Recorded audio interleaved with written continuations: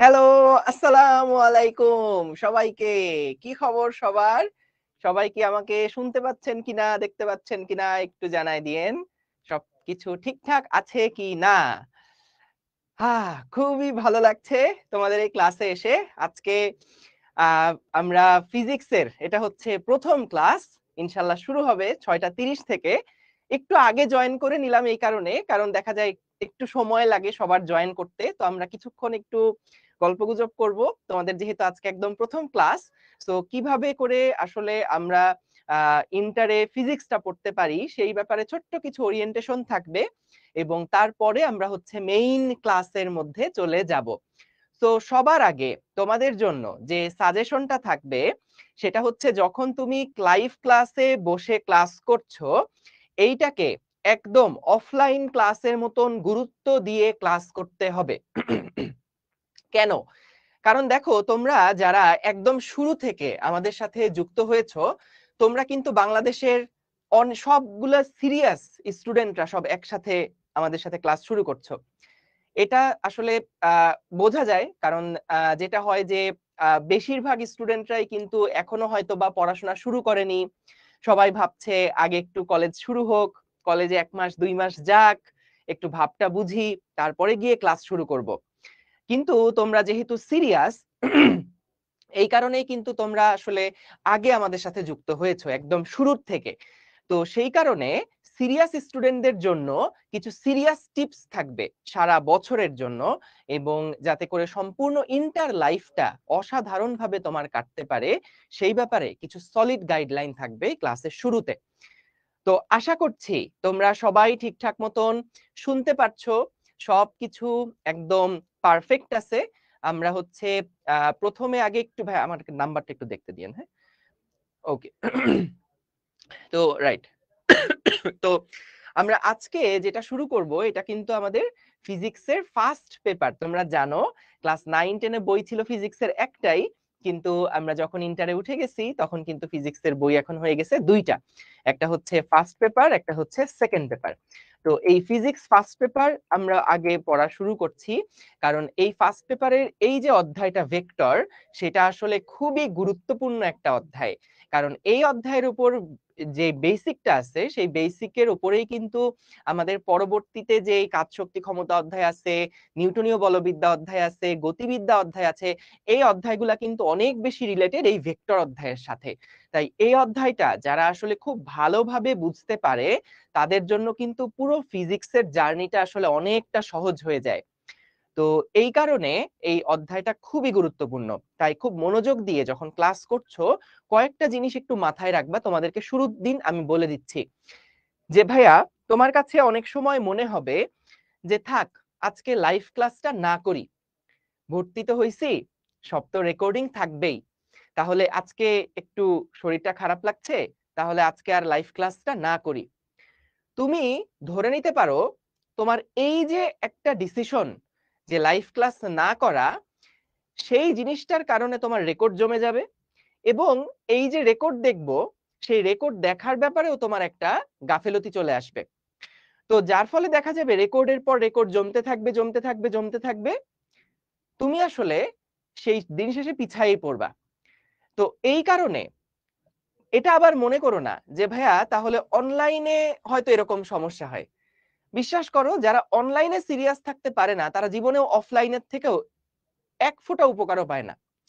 যেটা হয় যে ওই প্রথম যখন ভর্তি হয় অফলাইনে তখন মনে করে যে না ঠিক আছে আমি ক্লাস টাস করে একদম ফাটায় ফেলবো, কিন্তু দিন শেষে দেখা যায় ২-১ সপ্তাহ খুব রেগুলার ক্লাস করে, তারপরে আবার সেই ক্লাস টাস করতে পারে না, বা কোনো কারণে মিস হয়ে গেলে পরের দিন গিয়ে যে ওইটা রিকভার করবে সেটার আর সুযোগ থাকে না।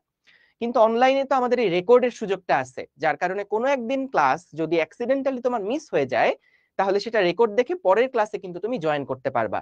সো কখনোই রেকর্ড জমে থাকার পরিমাণ একটার বেশি যেন না হয় এটা সবসময় এনশিওর করবা।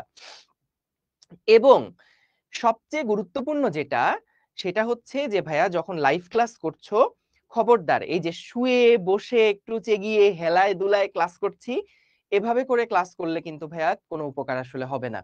একদম প্রপারলি তুমি একটা ট্যাবে যদি ক্লাস করে থাকো, মোবাইলে যদি করে থাকো, পিসিতে যদি করে থাকো, যেখানেই ক্লাস করো না কেন, ফোনটাকে বা পিসিটাকে ফোনের মানে এক হাত দূরে রেখে দাও, এক হাত দূরে রেখে দাও টেবিলের।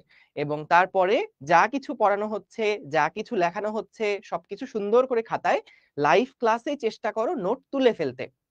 কিন্তু নোট তোলার ক্ষেত্রে প্রথম প্রায়োরিটিটা কোথায় থাকবে? প্রথম প্রায়োরিটিটা থাকবে যে আমি আগে কন্টেন্টটা কি বুঝতে পারছি কিনা, ভাইয়ার কথাগুলা আমি আগে ক্লিয়ারলি বুঝতে পারলাম কিনা, এটা হচ্ছে তোমার ফার্স্ট প্রায়োরিটি থাকবে।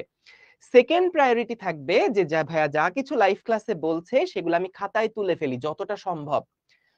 যদি সম্পূর্ণটা খাতায় তুলতে না পারি তাহলে তো টেনশনের কোনো কারণ নাই, তোমার এখানে ক্লাস নোট আছে বা এই যে পিডিএফটা দিয়ে দেওয়া হবে, এই রেকর্ডটা 140 বার দেখতে পারবা, মানে অগণিত বার দেখতে পারবা, আমি একটা নাম্বার বললাম। তো বিষয়টা হচ্ছে যে যখন লাইভ ক্লাসে আমরা আছি, আমরা চেষ্টা করব সবসময় আগে একদম প্রথম থেকেই যে ক্লাসে মনোযোগ দিয়ে আগে বুঝতে, আগে বুঝবো, তারপরে গিয়ে আমরা হচ্ছে ওই নোট তোলার ব্যাপারটা সেকেন্ডারি। এটা লাইভ ক্লাসের সময় নোটটা তুমি যতটুকু তুলতে পারো ততটুকু তুলবা, কিন্তু নোট করা ম্যান্ডেটরি। তুমি যদি ক্লাস নোট না নাও, তুমি কিন্তু পরীক্ষার আগের রাত্রে গিয়ে এই ক্লাস রেকর্ডিং কিন্তু তুমি দেখে শেষ করতে পারবা না, ঠিক আছে? তো এই জন্যে আমরা হচ্ছে এই যে পিডিএফ কোথায় পাবা এই রিলেটেড আমরা আজকে বা আগামীকালকে একটা ভিডিও আপলোড করে দিব তোমাদেরকে ফেসবুক গ্রুপের মধ্যে, সেখান থেকে কিন্তু তুমি জানতে পারবা যে হচ্ছে কিভাবে করে পিডিএফ দেখবা। মানে যারা আসলে ফেসবুক চালাতে পারো, যারা অ্যাপে ক্লাস করছো, একটু যদি আমাদের অ্যাপটা ঘাটাঘাটি করো তাহলেই দেখবা যে ওই যে আজকের রুটিন যে অংশটা আছে না, এই আজকের রুটিন, এই রুটিন দেখোর মধ্যে গেলেই আসলে তুমি পেয়ে যাবা কোথায় পিডিএফ টিডিএফ আছে। একটু জাস্ট ঘাটাঘাটি করলেই বুঝতে পারবা। তাছাড়াও আমরা কিন্তু একদম তোমাকে ইয়াটা দিয়ে দিব কিভাবে করে তুমি ক্লাস পাবা, সেটা তোমাকে দিয়ে দিব। সো ওইটা নিয়ে কোনো অসুবিধা নাই, ভিডিওটা আমরা দিয়ে দিব। আচ্ছা, আরেকটা ব্যাপার, সেটা হচ্ছে ফিজিক্সে কোন বই কিনবো। তো বই আসলে অনেকগুলা আছে বাজারে, অনেক ভালো ভালো বই আছে, কিন্তু বেশিরভাগ কলেজে যে বইটা ফলো করানো হয় সেটা হচ্ছে তপন স্যারের বইটা। এরপরেও আছে ইসাক স্যারের বইটাও অনেক ফলো করানো হয়। কিন্তু তোমার হচ্ছে তপন স্যারের বইটা আসলে অনেকে পড়ে, অনেক ইসাক স্যারের বই পড়ে। আমি তোমাদেরকে যেভাবে কন্টেন্ট গুলা সাজাইছি সেটা হচ্ছে আসলে বাজারের যে 8টা 10টা বই আছে সবগুলো বইয়ের কন্টেন্ট একসাথে করে তারপরে পড়ানো। তো এই কারণে কোনো একটা বইতে তুমি সব হয়তো বা খুঁজে পাবা না। তো লেকচার গুলা থাকবে সম্পূর্ণ মানে একদম কম্প্রিহেন্সিভ লেকচার থাকবে। তোমাকে জাস্ট যে কোনো একটা বই তুমি ফলো করো, আমার সাজেশন থাকবে তপন স্যারের বইটা নাও, কারণ ওখানে হচ্ছে থিওরি কম্পারেটিভলি একটু সুন্দরভাবে গুছায় দেওয়া আছে। ম্যাথ আবার হচ্ছে ইদানিংকালে তপন স্যারের বইতেও অনেক অ্যাড করা, ইসাক স্যারের বইতেও আছে। কিন্তু একটা বই আমরা যে প্র্যাকটিস বুক তোমাদেরকে দিব সেইটা খুব ভালো মতন ফলো করবা। সো কিভাবে গাইডলাইন মানে এই যে তোমার প্র্যাকটিস থেকে করবা, কিভাবে কি ক্লাস করবা, নোট কিভাবে করবা, এগুলো সব ধাপে ধাপে আমি বলে দিব। কিন্তু প্রথম ধাক্কাতে তোমাকে যেটা ভাইয়া এনশিওর করতে হবে যে তুমি লাইভ ক্লাস যখন করছো, লাইভ ক্লাসটা একদম ফুল কনসেন্ট্রেশন দিয়ে অ্যাটেন্ড করবা, কমেন্টের দিকে বেশি মনোযোগ দিবা না।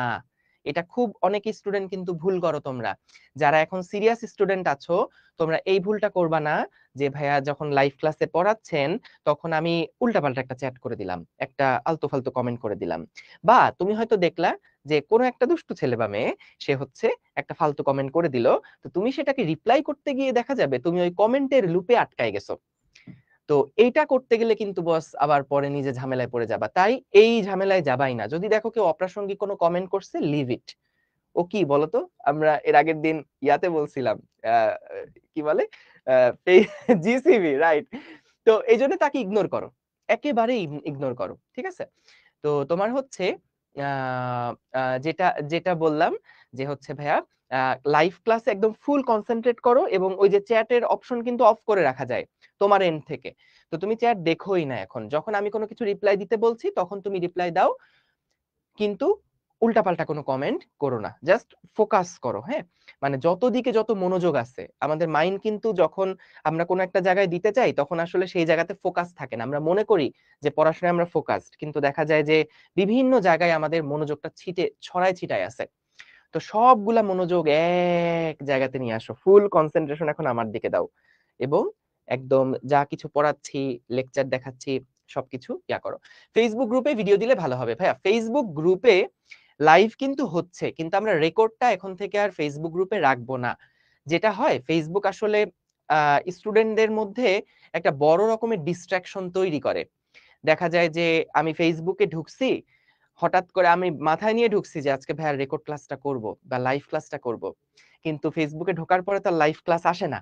দেখা যায় ওই নোটিফিকেশন ঘাটতে ঘাটতে ঘাটতে ঘাটতে তখন আমি অন্য দিকে চলে যাই, তো মনোযোগ অন্য দিকে চলে যায়। এই কাজটা আসলে খুব ভয়ঙ্কর।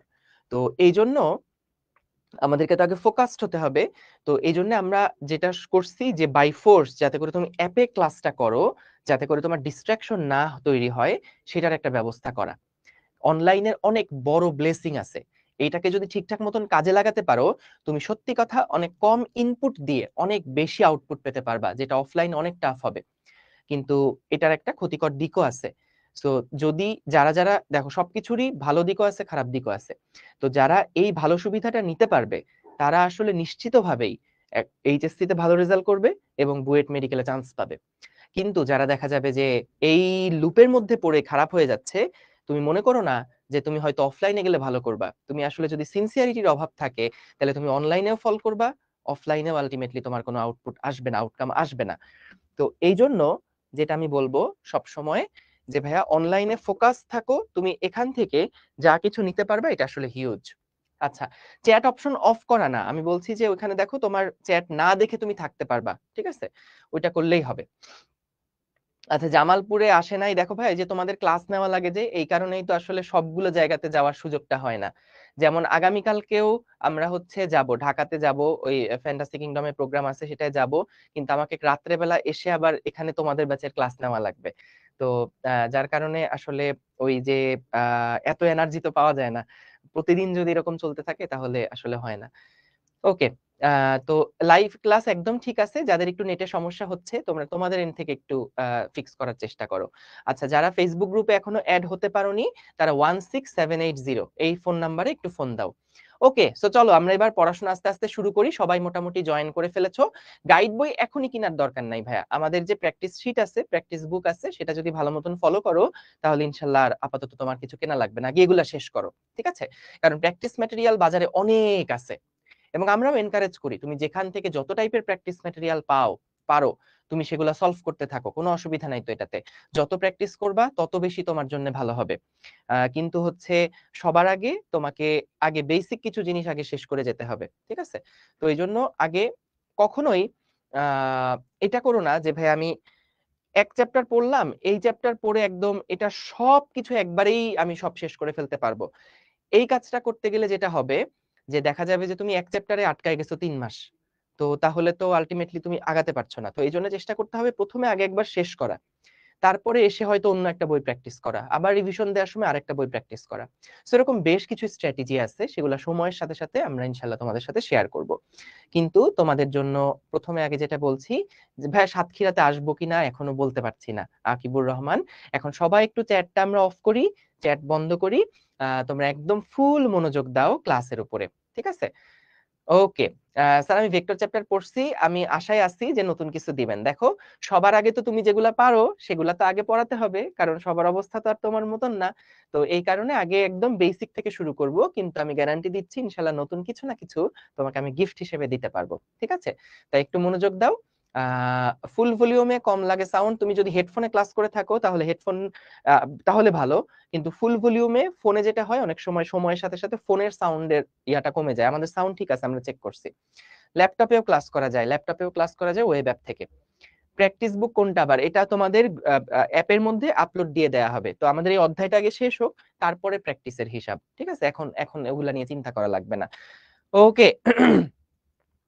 রেকর্ড শিখতে থাকবে, সবকিছু থাকবে, কোনো চিন্তা করো না। অ্যাপের মধ্যেই সবকিছু পাবা, সুন্দর করে গোছানো অবস্থায় থাকবে। দেখো, তুমি অ্যাপের মধ্যে গেলেই দেখবা রুটিন, দেখো একটা অপশন আছে, এর মধ্যেই তোমার সুন্দর করে গোছানো আছে। তো এটা নিয়ে চিন্তা করো না, এখন এগুলা নিয়ে আমরা সুন্দর করে ভিডিও আপলোড করে দিব, সবকিছু পেয়ে যাবা। ওকে, তো চলো আমরা বিসমিল্লাহ বলে শুরু করি আমাদের আমাদের ইন্টারের জার্নি, তাই তো? আজকে ফিজিক্স পড়ানোর মাধ্যমে আমাদের একদম তোমাদের পুরো ইন্টার লাইফের একদম প্রথম একটা ক্লাস হচ্ছে। সো আশা করছি যে তোমাদেরকে এমন একটা ডিরেকশনে নিয়ে যেতে পারবো, যে তুমি তোমার যে লক্ষ্য, সেটা ইঞ্জিনিয়ারিং হোক, সেটা মেডিকেল হোক, সেটা ভার্সিটি হোক, সেই লক্ষ্যে যাতে করে তুমি পৌঁছাতে পারো এমন ভাবে করে আমরা তোমার কনসেপ্টকে বিল্ড আপ করার চেষ্টা করব। সো আমার এন্ড থেকে আসলে তোমাদের কাছ থেকে কি চাওয়া, দেখো আমি সব সময় চেষ্টা করে যাব যে যাতে করে আমি তোমাদের একদম সর্বোচ্চ ইনপুট তোমাদের মধ্যে আমি দিতে পারি। সো তোমাদের এন্ড থেকে আমার একটা হেল্প লাগবে। হেল্পটা কি? হেল্পটা হচ্ছে যে ভাইয়া, যদি কখনো তোমার কাছে এরকম মনে হয় যে ভাই আমি একটা জিনিস এটা বুঝতে পারিনি, এই জিনিসটা আমার কাছে একটু খটকা লাগছে, বুঝতে পারিনি, কিন্তু আমি যখন জিজ্ঞেস করলাম বুঝতে পারছো কিনা, তখন তুমি দেখলা যে তোমার ক্লাসের 90% স্টুডেন্টই সেটা বুঝছে, তাহলে এটা নিয়ে মন খারাপ করো না। তুমি একটু ধৈর্য ধরো, ক্লাসের রেকর্ডিংটা তো তুমি পেয়েই যাবা। যেহেতু তোমার একই কথা শুনে 90 জন বন্ধু বুঝেছে, ইনশাল্লাহ তুমিও বুঝতে পারবা। তাই আমি আমার মতন যতভাবে একটা জিনিসকে ডেলিভার করা সম্ভব সেভাবে করে ডেলিভার করতে থাকবো। তোমার এন্ড থেকে আমার যেটা দরকার সেটা হচ্ছে ধৈর্য। তুমি জাস্ট আমাকে ধৈর্যটা দিবা যে ভাইয়া আপনি পড়ান আপনার মতন, আমরা আপনার সাথে আছি, আমরা ধৈর্য ধরে আপনার সাথে থাকবো। এই যে আজকে হাতে হাত রাখলাম, আমরা ইনশাল্লাহ একদম শেষ পর্যন্ত আপনার সাথে থাকবো। তো আমি চাই তোমাদের কাছ থেকে এই ধৈর্যটা, যদি এই ধৈর্যটা তোমরা আমাকে ইনশাল্লাহ দিতে পারো, তাহলে তোমাদের আর কিছু নিয়ে চিন্তা করা লাগবে না। কিন্তু জাস্ট তোমাদের কাছ থেকে এই জিনিসটাই চাই যে ভাইয়া তুমি আহ, আহ, আহ, মানে এটা নিজের এন্ড থেকে আসতে হবে, তোমাদের এন্ড থেকে আসতে হবে। ওকে, সো আরো অনেক কিছু চাইবো তোমাদের কাছে, সো ওগুলো পরে দেখা যাবে। আমি আগে একটু তোমাদেরকে বলে নিই যে অধ্যায় 2 দিয়ে শুরু করছি কেন ভাই, অধ্যায় 1-এ কেন গেলেন না। দেখো ভাইয়া, প্রথম যে অধ্যায়টা আছে ওইটা একটু বোরিং টাইপের, ভৌত জগৎ এবং পরিমাপ। ওইখান থেকে আসলে প্রশ্ন আসে খুবই কম। ওইটা আমরা কোয়ার্টারের লাস্টের দিকে রাখবো। মানে আগে একটু গুরুত্বপূর্ণ চ্যাপ্টার গুলো আগায় নেই, কারণ তোমার যখন কলেজে ক্লাস শুরু হবে তখন দেখবা প্রথম ক্লাসেই ভেক্টর পড়াচ্ছে। তো এই জন্য ভেক্টর অধ্যায়টা যদি আমরা একটু আগায় রাখতে পারি তাহলে কলেজের ওই পেজটা ধরতে সহজ হবে। তো এই কারণেই আগে ভেক্টরটা চুজ করা। তো খুবই গুরুত্বপূর্ণ অধ্যায়, চলো আমরা তাহলে একদম প্রথম থেকে শুরু করি, কেমন? তো আমার পরিচয় হচ্ছে, আমি মাসরুর হোসেন, আমি হচ্ছে বুয়েটে 2013 সালের ব্যাচ। তোমরা যদি বুয়েটে চান্স পাও তাহলে তোমরা হবা 2025 ব্যাচ। বুয়েট থেকে ইঞ্জিনিয়ারিং কমপ্লিট করার পরে আমি হচ্ছে ঢাকা বিশ্ববিদ্যালয়ের আইবিএ থেকে এমবিএ কমপ্লিট করেছি। আর আমি হচ্ছে শিক্ষতে আছি ফিজিক্স মেন্টর হিসেবে। ওকে, সো দেখো পুরো ভেক্টর অধ্যায়ে আসলে কি কি টপিক আছে সেগুলা সম্পর্কে আগে আমরা একটু জেনে নেই, তারপরে আমরা একটা একটা করে টপিকের মধ্যে যাব। ডেফিনেটলি আজকে তো আর সব টপিক কভার হবে না, একদিনে তো আর সব চ্যাপ্টার শেষ করতে পারবো না। তো আজকে অল্প একটু পড়বো, কিন্তু আমরা আগে একটু দেখে নেই যে পুরো ভেক্টর অধ্যায়ের মধ্যে কি কি টপিক আছে। তো এগুলো তোমাদের লেখা দরকার নাই, জাস্ট একটু দেখো, এখন ক্লাসে মনোযোগ দাও। ভেক্টর এবং স্কেলার এই জিনিসটা কি, এটা সম্পর্কে 9-10-এও তোমাদের একটা ধারণা ছিল কিন্তু। এরপর আছে ভেক্টরকে কিভাবে লেখে, মানে ভেক্টর কিভাবে প্রকাশ করে। এরপর আছে বিশেষ কিছু ভেক্টর, এটা অবজেক্টিভের জন্য একটু গুরুত্বপূর্ণ। ভেক্টরের যোগ, এটা খুব ইম্পর্টেন্ট। ভেক্টরের যোগের কিছু সূত্র, ভেক্টরের বিয়োগ, ভেক্টরের উপাংশে বিভাজন। যেমন দেখো ভেক্টরের যোগ জিনিসটা অনেকটা এরকম, যেমন আমরা ধরো দুইটা সংখ্যাকে যখন যোগ করি, 3 আর 5, এই দুইটা সংখ্যাকে যখন যোগ করি, তেমনি ভেক্টর রাশিকেও আমরা কিন্তু যোগ করি, বিয়োগ করি। তো সেই যোগ বিয়োগ করার এক একটা সিস্টেম আছে, তো সেই সিস্টেম গুলা সম্পর্কে আমরা জানবো। এবং এই যোগ করার আসলে আরো কয়েকটা নিয়ম আছে। যেমন ধরো ভেক্টর আমরা আমরা যখন নর্মাল যোগ করি, হাতে যোগ করতে পারি, ক্যালকুলেটরেও যোগ করতে পারি। ঠিক তেমনি যখন ভেক্টরের যোগ করা হয়, তখন এই ভেক্টরের যোগেরও আসলে কিছু সূত্র আছে। তো ওই সূত্রগুলো নিয়ে আমরা জানবো। ভেক্টরের বিয়োগ আছে, ভেক্টরের উপাংশে বিভাজন, এই জিনিসটা কি। যেমন ধরো একটা সংখ্যা 25, সেটাকে আমি কি 10+15, এই 25কে আমি কি 10+15 এভাবে ভেঙে লিখতে পারি। ঠিক তেমনি একটা ভেক্টরকেও আমরা দুইটা ভেক্টরে পরিণত করতে পারি, যেই দুইটা ভেক্টরকে যোগ করলে আলটিমেটলি প্রথম ভেক্টরটা পাওয়া যাবে। তো এটাকে আমরা ভেক্টরের উপাংশ বলি। তো এই উপাংশ নিয়ে কথাবার্তা হবে। তারপরে আমরা কিছু রিয়েল লাইফ প্রবলেম নিয়ে ডিল করব, যে নদী নৌকা রিলেটেড কিছু সমস্যা থাকবে। তারপরে ওই যে পাখি কিভাবে উড়ছে, নৌকার গুণ টানা, এই রিলেটেড বেশ কিছু প্র্যাকটিক্যাল সিনারিও নিয়ে আমরা কাজ করব। তারপরে আছে আয়ত একক ভেক্টর, এটা হচ্ছে মূলত আমাদের ভেক্টরটা কোন দিকে কাজ করছে সেটা প্রকাশ করতে সাহায্য করে। উপাংশে বিভাজিত ভেক্টরের যোগ, উপাংশে বিভাজিত ভেক্টরের বিয়োগ, এটা হচ্ছে আগে আমরা ভেক্টরের যোগ একটা নিয়মে শিখছি, এরপরে অন্য আরেকটা স্টাইলে আমরা ভেক্টর যোগ করব, ভেক্টর বিয়োগ করা শিখবো। ঠিক আছে ভাই, সাউন্ড একটু চেক দিয়েন তো, সাউন্ড ঠিক আছে না? পারফেক্ট আছে। সো যারা সাউন্ড কম আসছে বলছো তোমাদের এন্ডে সমস্যা আছে, একটু হেডফোন কানে দাও। ওকে, তারপরে দেখো লব্ধি বের করার আরেকটা উপায়, তারপর আপেক্ষিক বেগ, ভেক্টরের গুণ, তারপর যেমন দুইটা ভেক্টরকে যেমন যোগ করা যায়, দুইটা সংখ্যাকে যেমন যোগ করা যায়, ঠিক ওই যে সাউন্ড ঠিক আছে বলছে। সো যাদের কম আছে তাহলে আমাদের এন্ড থেকে সমস্যা না, আমাদের এন্ড থেকে যদি সমস্যা থাকতো তাহলে সবার কিন্তু সমস্যা হতো, ঠিক আছে। সো যাদের এই যে ল্যাগ করার কথা বলছো, বেঁধে যাওয়ার কথা বলছো, এটা কিন্তু তোমার এন্ডের সমস্যা। তো একটু ইয়া করো, তোমাদের নেটটা একটু ঠিক করো। সো দেখো যেমন আমরা দুইটা সংখ্যাকে যোগ করতে পারি, ৫ যোগ ৮ যোগ করতে পারি, ঠিক তেমনি সংখ্যাকে গুণ করতে পারি, ৫ গুণ ৮। তো ভেক্টরকেও আমরা এরকম যোগও করতে পারি, ভেক্টরকে আমরা গুণও করতে পারি। দুইটা ভেক্টরের মধ্যবর্তী কোণ কত, তারপর একটি ভেক্টরের অক্ষের সাথে কোণ কত, ভেক্টরের তলের সাথে কোণ কত। সো কোনো টপিক কিন্তু বাদ নাই। এবং সবচেয়ে মজার ব্যাপার হচ্ছে তুমি দেখবা যে কোনো একটা বই খুলে সবগুলো টপিক কিন্তু একটা বইয়ের মধ্যে পাওয়া না। এখানে যতগুলা টপিক আছে আমরা ইনশাল্লাহ সবগুলো টপিক নিয়ে একদম কম্প্রিহেন্সিভলি আলোচনা করব, এবং এই আলোচনাগুলা কিন্তু অনেকগুলা বই একসাথে মার্জ করে তারপরে বানানো। সো তুমি যদি ভালো মতন কন্টেন্ট গুলো ফলো করো, তোমার একাডেমিক তো পারফেক্টলি ক্লিয়ার হবেই, তোমার অ্যাডমিশনের সকল কনসেপ্ট যেগুলো আছে, যে যে কনসেপ্ট গুলা কাজে লাগে অ্যাডমিশনের সময়, সেইগুলাও আমরা ক্লিয়ার করতে করতে যাব। কারণ অ্যাডমিশনের কনসেপ্ট কিন্তু আসলে আলাদা কিছু না, সেটা একাডেমিকের উপরে বেস করেই কিন্তু অ্যাডমিশনের কনসেপ্ট গুলো দাঁড়িয়ে থাকে। অ্যাডমিশনের কনসেপ্টের জন্য কিন্তু বা অ্যাডমিশনের পরীক্ষার জন্য কিন্তু নতুন করে কোনো কনসেপ্ট পড়া লাগে না। সো এই এইচএসসির জিনিসগুলাই কিন্তু আমাদেরকে অ্যাডমিশনে গিয়ে কাজে লাগে। কিন্তু অ্যাডমিশনে অনেক টাইপের নতুন নতুন ম্যাথ আমাদের করতে হয়, কিন্তু সেটার জন্য তোমাকে আগে নিজেকে প্রস্তুত করতে হবে। তো সেই প্রস্তুতটা আমি তোমাকে ইনশাল্লাহ পারফেক্টলি করে দিব। ওকে, সো তারপরে আছে ক্ষেত্রফল নির্ণয়, সমতলীয় ভেক্টর কিনা, তারপর প্যারালেলোপাইপ একটা জিনিস আছে সেটার আয়তন নির্ণয়। এরপরে আমরা কয়েকটা ক্লাস রাখবো যেখানে হচ্ছে যে ক্যালকুলাসের হাতেখড়ি, ক্যালকুলাস নিয়ে একটু কথাবার্তা বলবো। যদিও এটা সম্পূর্ণ ম্যাথের টপিক, কিন্তু ফিজিক্সেও টুকটাক কিন্তু কাজে লাগে। সো সেটা নিয়ে আলোচনা হবে। এরপরে গ্রেডিয়েন্ট, ডাইভারজেন্স, কার্ল, এই জিনিসগুলো নিয়ে আমরা কথা বলবো। ওকে, বাসায় কোনো টিচার নাই, এখানে পড়লেই হবে। হ্যাঁ, এখানে পড়লেই হবে, আর কোথাও লাগবে না, জাস্ট মনোযোগ দিবা, ধৈর্য ধরে সবগুলো ক্লাস করবা। ওকে, দেখো এবার আসো আমরা টপিকের মধ্যে যাই। সো প্রথমেই তোমাকে যে এইগুলা সব লিখে লেখা লাগবে সেটা না, কারণ ভাই বোঝার চেষ্টা করো, একটু স্মার্ট আমরা কাজ করব, স্মার্টলি কাজ করব। এখানে তো ভাইয়ের সবকিছু লেখাই আছে, তাই ক্লাসের মধ্যে ফুল মনোযোগটা দাও। এখনই তুলতে গিয়ে সময়টা নষ্ট করো না, তুমি হচ্ছে আগে ক্লাসের মধ্যে ফুল মনোযোগটা দাও, এরপরে যখন পিডিএফটা আপলোড হয়ে যাবে তখন তুমি খাতায় আস্তে আস্তে লিখো। এখন ভাইয়া কেন এত কথা আপনি স্লাইডের মধ্যে তুলে রাখছেন, তার কারণটা হচ্ছে তোমাদের যখন ভাইয়া সিকিউ প্রবলেম আসে, সেই সিকিউ প্রবলেম গুলোর কিন্তু ক, খ, গ, ঘ 4টা অপশন থাকে, টোটাল 10 মার্ক। সো বেশিরভাগ স্টুডেন্ট যেই জায়গাতে সাফার করে সেটা হচ্ছে ক, খ প্রশ্নে। ক, খ প্রশ্নে দিতে গিয়ে দেখা যায় যে গ, ঘ ভালো মতন প্র্যাকটিস করছে কিন্তু ক, খতে গিয়ে মিস করে। এই কারণে কিছু সংজ্ঞা আমি এখানে দিয়ে রাখবো যেগুলা বইয়ের মধ্যে আছে, গুরুত্বপূর্ণ, কতে আমাদের বেশিরভাগ সময় আসে। তাই এই সংজ্ঞাগুলো খাতায় একটু লিখে রাখবা। এগুলা হচ্ছে তুমি পরীক্ষার আগের রাত্রে যদি একটু দেখে যাও, পরীক্ষায় কমন পেয়ে গেলে কিন্তু ভালো, ঠিক আছে। ওকে, না ফেসবুক লাইভের কমেন্টটা দেখতে পাচ্ছি না ভাইয়া, যদি সম্ভব হয় তাহলে একটু লাইভের কমেন্টটা দেখায়েন।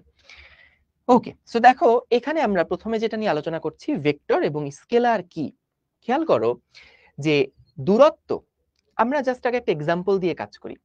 দেখো ভাই, স্কেলার হচ্ছে এমন একটা রাশি। রাশি বলতে কি বোঝায় আবার?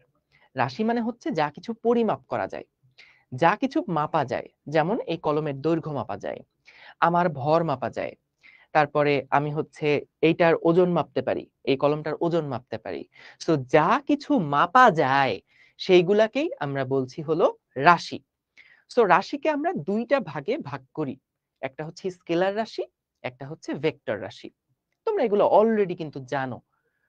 দেখো স্কেলার রাশি যেটা, সেটা সম্পূর্ণরূপে প্রকাশ করার জন্য আমাদের মান জানলেই যথেষ্ট। যেমন আমার ভর সাপোজ 80 কেজি, তাহলে এই যে 80 কেজি যেটা বললাম, এটার জন্য, এই ভরটাকে প্রকাশ করার জন্য কিন্তু আমার আর কোনো ইনফরমেশন জানা দরকার নাই, জাস্ট ভরের মানটা জানলেই আমি ভর রাশিটা সম্পর্কে একটা কমপ্লিট আইডিয়া পেয়ে যাব।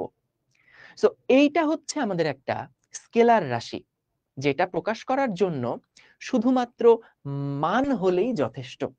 গুড, এরপরে আসো যে ভেক্টর রাশি তাহলে কোনটা। সাপোজ আমি বললাম যে আমাকে একজন বন্ধু ফোন দিল, ফোন দিয়ে বলল যে মাসরুর কোথায় আছিস। আমি বললাম যে দোস্ত, আমি আমার বাসা থেকে 10 মিটার দূরে আছি। তো বলতো, আমার বাসা থেকে 10 মিটার দূরে এই কথাটা যখন আমি তাকে বললাম, সে কি পারফেক্টলি আমার লোকেশন খুঁজে পাবে? না। সে জানবে যে আমি আমার বাসা থেকে, সে আমার বাসা চিনে, সে বুঝবে যে আমি আমার বাসা থেকে 10 মিটার দূরে আছি, কিন্তু 10 মিটার দূরে কোন দিকে আছি সেটা কিন্তু ও জানে না। এই কারণে আমি যখন এই রাশিটাকে প্রকাশ করছি যে 10 মিটার দূরে আছি, তখন এই রাশিটা দিয়ে কিন্তু সম্পূর্ণ ধারণা পাওয়া যাচ্ছে না। এটাকে প্রকাশ করার জন্য আমার ওই মানের পাশাপাশি দিকও প্রয়োজন। আমি হয়তো বলতে পারি যে দোস্ত, আমি 10 মিটার দূরে আছি বাসা থেকে, স্কুলের দিকে যাচ্ছি। অথবা আমি বলতে পারি যে আমি 10 মিটার দূরে আছি পূর্ব দিকে, অথবা পশ্চিম দিকে 10 মিটার দূরে আছি। তখন কিন্তু সে পারফেক্টলি আমার লোকেশনটা আইডেন্টিফাই করতে পারবে। সো দেখো, এই রাশিটাকে প্রকাশ করার জন্য আমার যেমন মানও তাকে বলতে হলো, কারণ আমি যদি 10 মিটার কথাটা না বলে 100 মিটার বলতাম, তাহলে তো আমার অবস্থান চেঞ্জ হয়ে যেত। বা তাকে যদি আমি ভ্যালুটা না বলতাম, মানটা না বলতাম, যে শুধু বলতাম যে দোস্ত আমি পূর্ব দিকে আছি, তো ভাই পূর্ব দিকে আমি কত দূরে আছি এটা যদি না বলি, তাহলে তো সে আমাকে ট্র্যাক করতে পারবে না। সো আমার দুইটা ইনফরমেশন তাকে দেওয়া লাগলো। একটা হচ্ছে যে আমার কত দূরে আছি, আর 2 নাম্বার হচ্ছে যে কোন দিকে আছি। তাহলে এই টাইপের যে রাশিগুলো আছে, যেগুলাকে সম্পূর্ণরূপে প্রকাশ করার জন্য আমার মান জানার দরকার হয় এবং দিকও জানার দরকার হয়, সেই রাশিগুলোকে আমরা বলছি ভেক্টর রাশি। আর স্কেলার কোনগুলা? যেমন ভর, যে আমি যদি শুধুমাত্র বলি আমার ভর 80 কেজি, তাহলে আর কেউ সবাই একটা কমপ্লিট ধারণা পেয়ে যাবে আমার ভর সম্পর্কে। এটার জন্য কিন্তু কোনো দিক বলার প্রয়োজন নাই। সো যেই সকল রাশিগুলাকে শুধু মান দিয়ে প্রকাশ করা যায় সম্পূর্ণভাবে, সেগুলাকে আমরা বলছি স্কেলার রাশি। আর যে সমস্ত রাশিগুলাকে সম্পূর্ণরূপে প্রকাশ করার জন্য মান এবং দিক দুইটারই প্রয়োজন হয়, সেই রাশিগুলোকে আমরা বলছি ভেক্টর রাশি। সো এটা নিয়ে আশা করি একদম ক্লিয়ার। জোস। এইবার আসো যে আমরা এখানে দূরত্ব যে রাশিটা আছে, সেই দূরত্বটা কি? দূরত্বটা হচ্ছে একটা স্কেলার রাশি। কোন সচল বস্তুকণা যে পথে চলে সে পথের মোট প্রকৃত দৈর্ঘ্যকে দূরত্ব বলে। যে কোনো দৈর্ঘ্যে যে কোনো দিকে বস্তুর অবস্থানের পরিবর্তনই হচ্ছে দূরত্ব। এগুলো আমরা পড়ে আসছি, আমরা জানি খুব ভালো মতনই। সরণ যেটা, সেটা কি বলছে? নির্দিষ্ট দিকে কোনো বস্তুর অবস্থানের পরিবর্তনকে সরণ বলে। চলো আমরা একটা ম্যাথ প্রবলেম একটু সলভ করে আসি। সাপোজ আমাদের একটা বৃত্তাকার পথ আছে। এই বৃত্তাকার পথে মনে করলাম যে এইখানে একটা বিন্দু, এই বিন্দুটা হচ্ছে এ বিন্দু। আমাদের কোনো একজন ছাত্র, সে কি করলো? সে এ থেকে এই বৃত্তপথ বরাবর সে বি বিন্দুতে গেল। আমি মনে করলাম আমাদের এই যে বৃত্তপথের ব্যাসার্ধ, সেটা হচ্ছে 1 মিটার। না, বৃত্তপথের যে ব্যাসার্ধ সেটা হচ্ছে মনে করো 2 মিটার। তাহলে আমি যদি জানতে চাই লোকটা যখন এ থেকে বিতে গেল, লোকটা যখন এ থেকে বিতে গেল, তখন তার দূরত্ব কত, দূরত্ব কত এবং লোকটার সরণ কত, এই দুইটা জিনিসই আমি জানতে চাই। তো খেয়াল করো, দূরত্ব যেটা হবে সেটা কিন্তু সে ফিজিক্যালি যতটুকু দূরত্ব অতিক্রম করছে বা প্র্যাকটিক্যালি যতটা পথ সে অতিক্রম করছে সেইটার সমান। তো এখানে সে প্র্যাকটিক্যালি কতখানি পথ অতিক্রম করেছে? ভেরি গুড, তোমরা অনেকে অ্যান্সার দিয়ে দিয়েছো। দেখো, যখন আমরা যদি এ থেকে ঘুরে পুরোটা আবার ঘুরে আবার এ বিন্দুতে আসতাম, তাহলে আমরা যতখানি পথ অতিক্রম করতাম সেটা কিন্তু পরিধি পরিমাণ পথ। তো এ থেকে ঘুরে আবার যদি এ বিন্দুতে আসি, তাহলে আমাদের সম্পূর্ণ পরিধি ছিল হচ্ছে 2πr। পরিধি কত? পরিধি যেটা, মানে এ বিন্দু থেকে যাত্রা শুরু করে আবার ঘুরে এ তে যদি আসি বৃত্তপথ বরাবর, তাহলে আমি পরিধি পরিমাণ দূরত্ব অতিক্রম করছি, অর্থাৎ 2πr পরিমাণ দূরত্ব অতিক্রম করছি। কিন্তু আমি তো এ থেকে পুরোটা ঘুরে আসার কথা আমাকে বলেনি। আমাকে বলছে এ থেকে যখন বি তে গেছো তখন তুমি কত পথ অতিক্রম করছো সেটা আমাকে বের করতে বলছে। সো তাহলে এই এ থেকে বি পর্যন্ত যে দূরত্বটা সেটা কিন্তু পুরো পরিধির 1/4। সো তাহলে দূরত্ব যেটা হবে সেটা হবে হচ্ছে 1/4 অফ 2πr। আশা করি এটা তোমরা সবাই বুঝতে পেরেছো যে আমাদের টোটাল যে 2πr পরিধি ছিল তার 1/4 পথ কিন্তু এ থেকে বি। সো তাহলে এই দূরত্বটা হচ্ছে এ থেকে বি। ওকে, সো তাহলে দূরত্ব যেটা সেটা আমরা কিন্তু লিখতে পারি যে πr/2, πr/2। সো আর এর ভ্যালু যদি 2 মিটার হয় তাহলে এখানে 2 বসাই দিলে এটা কত থাকবে, জাস্ট পাই মিটার কিন্তু থাকবে। সো এটা হচ্ছে দূরত্ব। সরণ মানে কি? সরণ মানে হচ্ছে সব সময়ের জন্য আদি অবস্থান থেকে শেষ অবস্থান। এখন খুব মনোযোগ দিয়ে লক্ষ্য করো ভাই, আদি অবস্থান এই কথাটার মানে কি? আদি আদি মানে কি আবার? আদি মানে হচ্ছে সময় গণনার শুরু। অর্থাৎ আমি যখন থেকে টাইম কাউন্ট করা শুরু করছি তখন ওই বস্তুটা যে অবস্থানে ছিল সেটাই হচ্ছে তার আদি অবস্থান। আর টাইম কাউন্ট করা শেষ করার পরে তার যে অবস্থান সেটা হচ্ছে শেষ অবস্থান। তো টাইম কাউন্ট করা শুরু করছি যখন বস্তুটা এ তে ছিল, টাইম কাউন্ট করা শেষ করছি যখন বস্তুটা বি তে ছিল। সো তাহলে আমরা যদি বের করতে চাই তার সরণ কত, সরণ সব সময়ের জন্য কি আদি থেকে শেষ। অর্থাৎ এইটা হচ্ছে আদি বিন্দু, এটা হচ্ছে শেষ বিন্দু। তো তাহলে এখানে আমাদের কিন্তু দেখো এই যে দূরত্বটা হবে, এই যে দৈর্ঘ্যটা হবে আদি থেকে শেষ, সেটা আসলে কিভাবে আমরা বের করব? এই বিন্দুটাকে যদি ও বলি তাহলে দেখো এটা কিন্তু 90 ডিগ্রি হচ্ছে। তাহলে এটা একটা সমকোণী ত্রিভুজ। তো সমকোণী ত্রিভুজের জন্য আমরা কিন্তু এই সূত্রটা লিখতে পারি, পিথাগোরাসের সূত্র, যে এ বি স্কোয়ার সমান সমান হচ্ছে বা অতিভুজ স্কোয়ার সমান সমান ও বি স্কোয়ার প্লাস ও এ স্কোয়ার।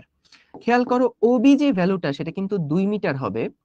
সো এখানে থাকবে হচ্ছে 2 স্কোয়ার প্লাস থাকবে হচ্ছে 2 স্কোয়ার এবং এখানে থাকবে হলো এ বি স্কোয়ার। কিন্তু আমার তো দরকার এ থেকে বি পর্যন্ত কতটুকু দূরত্ব সে অতিক্রম করেছে সেইটা। সো তাহলে এ বি যেটা সেটা সমান সমান হবে square root of 2 square plus 2 square. অর্থাৎ আমরা এখান থেকে যেটা পাচ্ছি সেটা হলো 2√2। তুমি একটু খেয়াল করে দেখো, এটা মানে হয়ে যাবে 2 ইন্টু 2 স্কোয়ার। 2 স্কোয়ারকে বাইরে নিয়ে আসতে পারবো 2 হিসেবে, আর ভিতরে √2 থেকে যাবে। সো তাহলে 2√2 হচ্ছে কিন্তু আমাদের সরণটা নির্দেশ করছে। তাহলে আশা করি এটা বুঝতে পেরেছো। এখানে একটা বড় রকমের মিসকনসেপশন স্টুডেন্টদের মধ্যে থাকে। তারা বলে যে ভাই সরণের মানই হচ্ছে দূরত্ব। কি বলে? বলে যে সরণের মান হচ্ছে দূরত্ব। কথাটা কিন্তু ঠিক না, আমি একটু লিখে দিই কথাটা। অনেকে বলে যে ভাই সরণ এটা যেহেতু একটা ভেক্টর রাশি তাই এটার কি আছে, এটার মান আছে এবং এটার হচ্ছে দিক আছে। তো অনেক বইতে এরকম লেখা আছে যে সরণের মানকে বলে হচ্ছে দূরত্ব। এটা কিন্তু একটা ভয়াবহ মিস্টেক। সরণের মান কিন্তু দূরত্ব না, এটা একটা ভুল কথা। তুমি খেয়াল করে দেখো তো, এইখানে যখন এ থেকে আমি বি তে গেলাম তখন আমাদের সরণের মানটা আসলে কতটুকু, এইটুকু না? কিন্তু দূরত্ব কি আসলে এত মানের ছিল? না, দূরত্ব কিন্তু ছিল এত মানের, এখান থেকে এই পর্যন্ত মানের। সো তাহলে আমরা কিন্তু এটা কখনোই ঠিক না যে সরণের মানটাকে হচ্ছে দূরত্ব বলে, এটা কিন্তু কখনোই ঠিক না, এটা সম্পূর্ণ একটা ভুল ধারণা, এটা খেয়াল রাখবা। হ্যাঁ, কিন্তু কাকতালীয় ভাবে একটা নির্দিষ্ট সময়ে সরণের মানটা কিন্তু দূরত্বের সমান হয়ে যায়। সেটা কখন? যখন বস্তুটা সরল রৈখিক পথে যায়। সেই সময় তুমি দেখো যখন বস্তুটা যাচ্ছে সরল রৈখিক পথ বরাবর তখন কিন্তু তার আদি এটা, শেষ এটা। সো আদি থেকে শেষ সরণও যতটুকু, দূরত্বটাও কিন্তু ঠিক ততটুকু। আবার বলছি, সরণও যতটুকু, দূরত্বটাও কিন্তু ঠিক ততটুকু। তাই এটা খেয়াল রাখবো যে শুধুমাত্র সরল রৈখিক পথের জন্যই এটা সত্যি। ঠিক আছে? বস্তু কণা যখন সরল রৈখিক পথে যাবে, বস্তু কণা যখন সরল রৈখিক পথে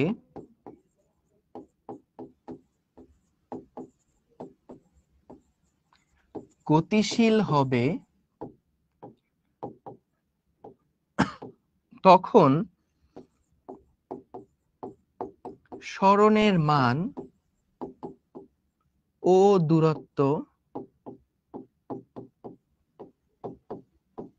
দূরত্বের মান একই হবে।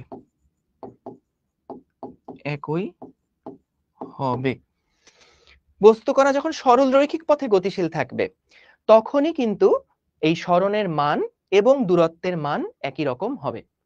ঠিক আছে, যে যখন বস্তুটা সরল রৈখিক পথে যাচ্ছে তখন সরণ কি, আদি থেকে শেষ এই যে দৈর্ঘ্যটা সেটাই কিন্তু সরণের মানও, এবং দূরত্বও কিন্তু, দূরত্ব মানে কি, যতটুকু পথ সে ট্রাভেল করলো সেটার দৈর্ঘ্যটা। তো সে যদি সরল পথে যায় তাহলে তো এতটুকু দৈর্ঘ্য এসে গেল। তো তাহলে সরল রৈখিক পথে যখন সে যাচ্ছে তখন সরণের মান আর দূরত্বের মান দুইটা কিন্তু একই রকম হবে। জিহাদ, আশা করি বুঝতে পেরেছো। এটা না বুঝলে আরেকবার রেকর্ডটা দেখে নিও। সহজ কথা এগুলো সবকিছু। ওকে, এইবার তাহলে আমরা এটা যেহেতু বুঝলাম যে দেখো আমরা এটা একটা খুব সুন্দর এক্সাম্পল কিন্তু ছিল। এইবার আসো আমরা আরেকটা খুবই জনপ্রিয় একটা ম্যাথ আছে, সেই ম্যাথটা একটু সলভ করি। এটা অনেক মজার একটা ম্যাথ। মনে করো আমার কাছে একটা কয়েন আছে, এটা কিন্তু অ্যাডমিশনের ম্যাথ, একটু দেখো ভাল লাগবে। মনে করো আমার কাছে এরকম একটা চাকা আছে, ঠিক আছে, এরকম একটা চাকা আছে। এই চাকাটা গড়িয়ে গড়িয়ে সামনের দিকে যাচ্ছে। খুব ভালো কথা, চাকাটা গড়িয়ে গড়িয়ে সামনের দিকে যাচ্ছে। চাকাটার যে ব্যাসার্ধ সেই ব্যাসার্ধ মনে করো বলা আছে আর একক। আমাদেরকে বলছে যে এইখানে একটা পয়েন্ট আছে, এই পয়েন্টটা হচ্ছে এ বিন্দু। চাকাটা গড়ায় গড়ায় সামনের দিকে যাচ্ছে, খেয়াল করো, এই চাকাটা গড়ায় গড়ায় সামনের দিকে যাচ্ছে। চাকাটা যখন 180 ডিগ্রি ঘুরছে তখন কিন্তু এই বিন্দুটা ঠিক এই মাথায় চলে গেছে, ঠিক না? চাকাটা যখন 180 ডিগ্রি ঘুরেছে তখন কিন্তু নিচের এই এ বিন্দুটা ঠিক উপরের দিকে চলে গেছে। এই জিনিসটা কি তোমরা বুঝতে পেরেছো?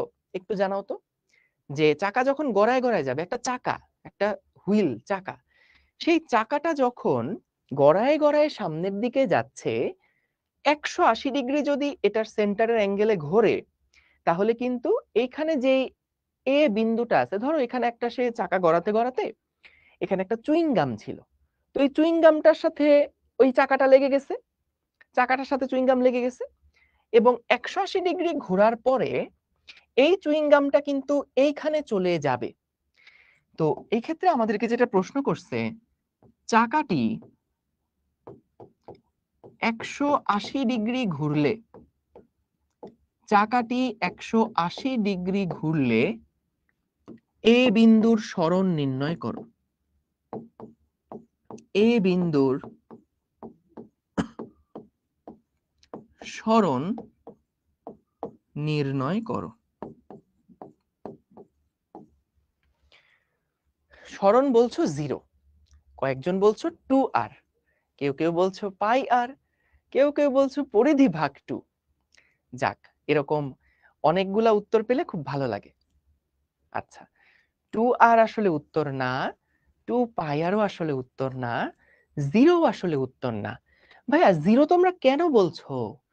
খেয়াল করো তো, এ বিন্দুটা ছিল এই জায়গাতে, চাকাটা গড়ায় গড়ায় সামনে যাচ্ছে, চাকাটা কিন্তু এই জায়গাতে ঘুরছে না, এটা কোনো ডিস্ক না।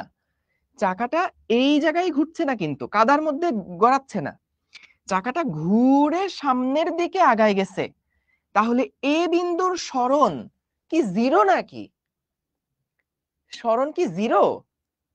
খুব মজার একটা প্রবলেম কিন্তু, এবং এটা আমরা যখন অ্যাডমিশনের ক্লাসে দেই তখন কিন্তু এই তোমাদের মতনই সবাই অ্যান্সার এরকম উল্টাপাল্টা দেয়। তো এই তোমরা এখন থেকেই কিন্তু সেইটার জন্য প্রিপারেশন নিয়ে নিচ্ছ, তো তোমরা কিন্তু অনেক লাকি ব্যাচ। দেখো এখানে ভাইয়া খেয়াল করো, এটা পাই আর হবে না, খেয়াল করো, এখানে কিন্তু সরণ মানে কি ছিল ভাই? এটা বেসিক ভুলে গেলে হবে না তো, এই জন্যই তো ম্যাথ প্রবলেম দেওয়া। সরণ মানে কি ছিল? সরণ মানে ছিল হচ্ছে আদি থেকে শেষ, আদি থেকে শেষ। দেখো এইখানে আদি বিন্দু এইটা, গড়ায় যখন সেটা গেছে তখন শেষ বিন্দু কি ভাইয়া এইটা না বলো তো? এটা কি তোমরা বুঝছো যে এই যে আদি থেকে শেষ কেন এটা হলো? সহজ কিন্তু, আদি থেকে শেষ। বস এটা কি আপনারা বুঝছেন কি? এই যে আরাফাত রহমান, সাব্বাস, আরাফাত কাছাকাছি গেছে, মানে হইছে সম্ভবত, আমি ক্যালকুলেট করে তারপর দেখতে পারবো। সো এইটা বুঝছেন আশা করি আপনারা, তাই না? যে ভাই যখন এই চাকাটা গড়ায় সামনের দিকে গেল, চাকাটা যখন গড়ায় সামনের দিকে গেল, তখন কিন্তু আদি অবস্থান কোনটা আর শেষ অবস্থান আমাকে কি বলছে? এ বিন্দুর সরণ নির্ণয় করো। তো তাহলে এইটা হচ্ছে আদি বিন্দু, এইটা হচ্ছে শেষ অবস্থান। এর আদি অবস্থান এটা, শেষ অবস্থান এটা। হ্যাঁ, মাঝখানে সে কেমনে কেমনে গেছে সেটা আমার জানার বিষয় না। সরণ কি? আদি থেকে শেষ। তাহলে এটা আদি, এইটা শেষ। তাহলে আমাকে এই দৈর্ঘ্যটা সামহাও বের করতে হবে। সো 2r না আরিফুল, 2r না, 2 পাই আরও না। মুরসালিনেরটা হইছে, আবিদুল্লাহরটা হইছে, তৌসিফেরটাও হইছে, আরাফাত শুভরটাও সম্ভবত হইছে। অনেক তাড়াতাড়ি উপরে চলে যাচ্ছে। রেকর্ড ক্লাস পাবা, রেকর্ড ক্লাস কোথায় পাবা এগুলো বলে দিব। অ্যাপের মধ্যে একটু ঘাটাঘাটি করলেই পাবা, আর আমরা একটা ভিডিও করে দিব যে কোথায় পাবা। এখন এখন ক্লাসে মনোযোগ দাও প্লিজ। দেখো ভাই, যে এইখানে কিন্তু আমাদের আদি থেকে শেষ যদি হয়, তাহলে একটু খেয়াল করে দেখি তো, যে এইটা থেকে এই পর্যন্ত যে দূরত্ব, আমরা যদি এইটুকু দূরত্ব আগে বের করি, এইটুকু দূরত্ব যদি আগে বের করি, তোমরা কি বলতে পারবা এই নীল দাগের অংশটুকুর মানটা কত? চাকা যখন 360 ডিগ্রি পুরোটুকু ঘুরে, তখন চাকাটা কিন্তু 2 পাই r দূরত্ব অগ্রসর হয়। সো চাকাটা অর্ধেক ঘুরছে। তাইলে একটু সবাই আমাকে কমেন্টে জানাও তো, যে এইখান থেকে এই পর্যন্ত দূরত্বটা আসলে কত হবে? পাই r হবে। ভেরি গুড, সুপার পোলাপান। তাহলে এইটুকু কিন্তু হবে পাই r। থ্যাংক ইউ, আমি তোমাদের কাছ থেকে এই সাপোর্টটাই চাই আসলে, যে আমি জিজ্ঞেস করলে তোমরা সাথে সাথে রেসপন্ড করছো। তাহলে বোঝা যায় যে না যাক, এরা ব্রিলিয়ান্ট পোলাপান, এদেরকে আরো কঠিন প্রবলেম দেখানো যাবে। থ্যাংক ইউ এই সাপোর্টের জন্য। তো দেখো যখন আমি এরকম করে ঘুরাচ্ছি, পুরো 360 ডিগ্রি যদি ঘুরাতাম, তাহলে তো চাকাটা 2 পাই r দূরত্ব অগ্রসর হয়। কিন্তু আমরা তো 360 ডিগ্রি ঘুরাচ্ছি না, আমরা এখানে ঘুরাচ্ছি 180 ডিগ্রি। তাহলে সে কিন্তু পাই r দূরত্ব অগ্রসর হবে। এইবার এইটা কি তার সরণ নাকি? না, সরণ তো আদি থেকে শেষ, এইটা হচ্ছে সরণ। এখন বলো তো যে ভাই আমাদের এখান থেকে এই পর্যন্ত দূরত্বটা কত, কেউ বলতে পারবা? জানাও তো দেখি, এখান থেকে এই পর্যন্ত দূরত্বটা কত, সেটা কি কেউ বলতে পারবা? 2r। Very good, super brilliant. তাহলে এইটা হচ্ছে ভাইয়া 2r।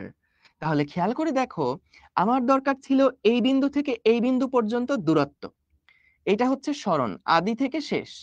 সো তাহলে এইটা হচ্ছে পাই r, এটা হচ্ছে 2r। সো তাহলে আমরা এখান থেকে কিন্তু এই দূরত্বটা বের করতে পারি, কারণ এটা একটা সমকোণী ত্রিভুজ হয়ে গেল। এইটুকু হচ্ছে আমাদের 90 ডিগ্রি। তাহলে অতিভুজের যে ভ্যালুটা, সেটা আমরা কিন্তু পাবো কিভাবে? যদি আমরা লিখি যে এটা হচ্ছে পাই r² প্লাস হচ্ছে 2r²। ঠিক আছে? সো আশা করি এটা সবাই বুঝতে পেরেছো। কি হলো, চাকাটা যখন 180 ডিগ্রি ঘুরলো, আমাদেরকে জিজ্ঞাসা করেছে যে এই এ বিন্দুর সরণ কত, এ বিন্দুটা সরণ কত, অর্থাৎ এটা আদি থেকে শেষ কত দূরত্ব অতিক্রম করছে, এটা আদি থেকে শেষ কত দূরত্ব অতিক্রম করছে। তাহলে আমরা কি করলাম, এই কণাকুনি দূরত্বটা বের করতে হতো। তো সেটার জন্য আমরা আগে এইটুকু দূরত্ব বের করলাম পাই r, এইটুকু তো 2r। সো তাহলে আদি থেকে শেষ এটা হবে হচ্ছে √, পাই r² প্লাস 2r²। সো তোমরা একটু জানাই দাও তো যে তোমরা কি এটা বুঝতে পেরেছো কি না, একটু জানাই দাও।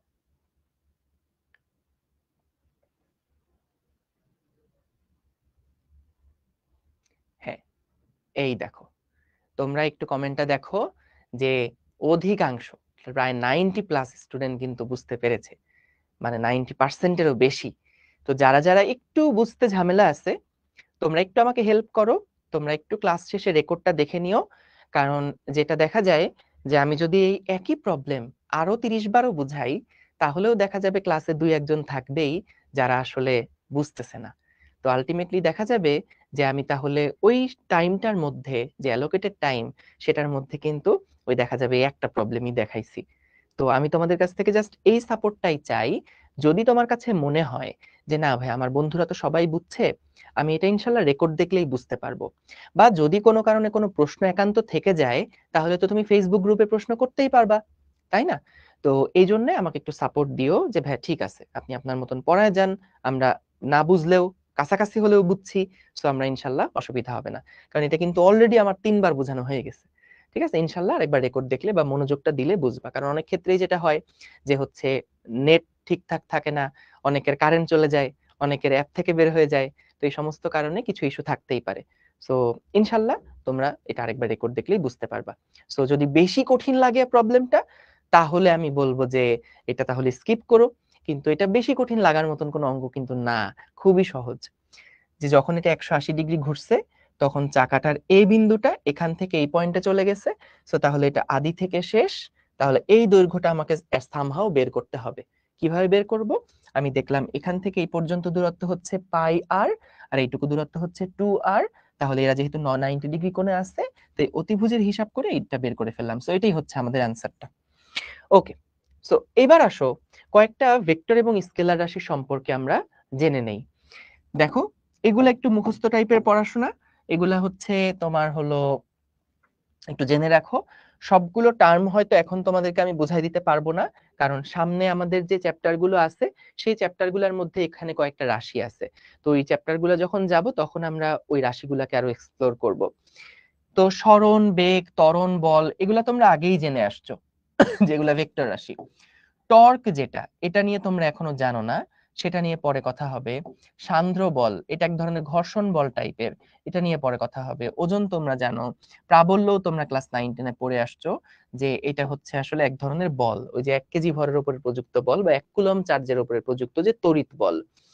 ওকে, একজন বলছে যে ভাইয়া যদি 360 ডিগ্রি ঘুরান তাহলে কি হবে? তোমাদেরকে আমি একটা হোমওয়ার্ক দিয়ে যাচ্ছি। এই হোমওয়ার্কটা তুমি কাউকে উত্তর জিজ্ঞাসা করবা না, একদম নিজে থেকে সলভ করার চেষ্টা করবা। সেটা হচ্ছে চাকাটা যদি 210 ডিগ্রি ঘুরতো তাহলে কি হতো? 360 ডিগ্রি ঘুরলে তো সহজ, জাস্ট সরণটা আমাদের 2πr-ই হতো। কিন্তু যদি 210 ডিগ্রি ঘুরতো তাহলে কি হতো? এটা নিয়ে চিন্তা করবে, এটা নিয়ে গ্রুপে কোনো প্রশ্ন করবা না, এটা কখনো কোথাও আসবেও না। কিন্তু জাস্ট নিজের ওই যে থিঙ্কিং ক্যাপাসিটিটা।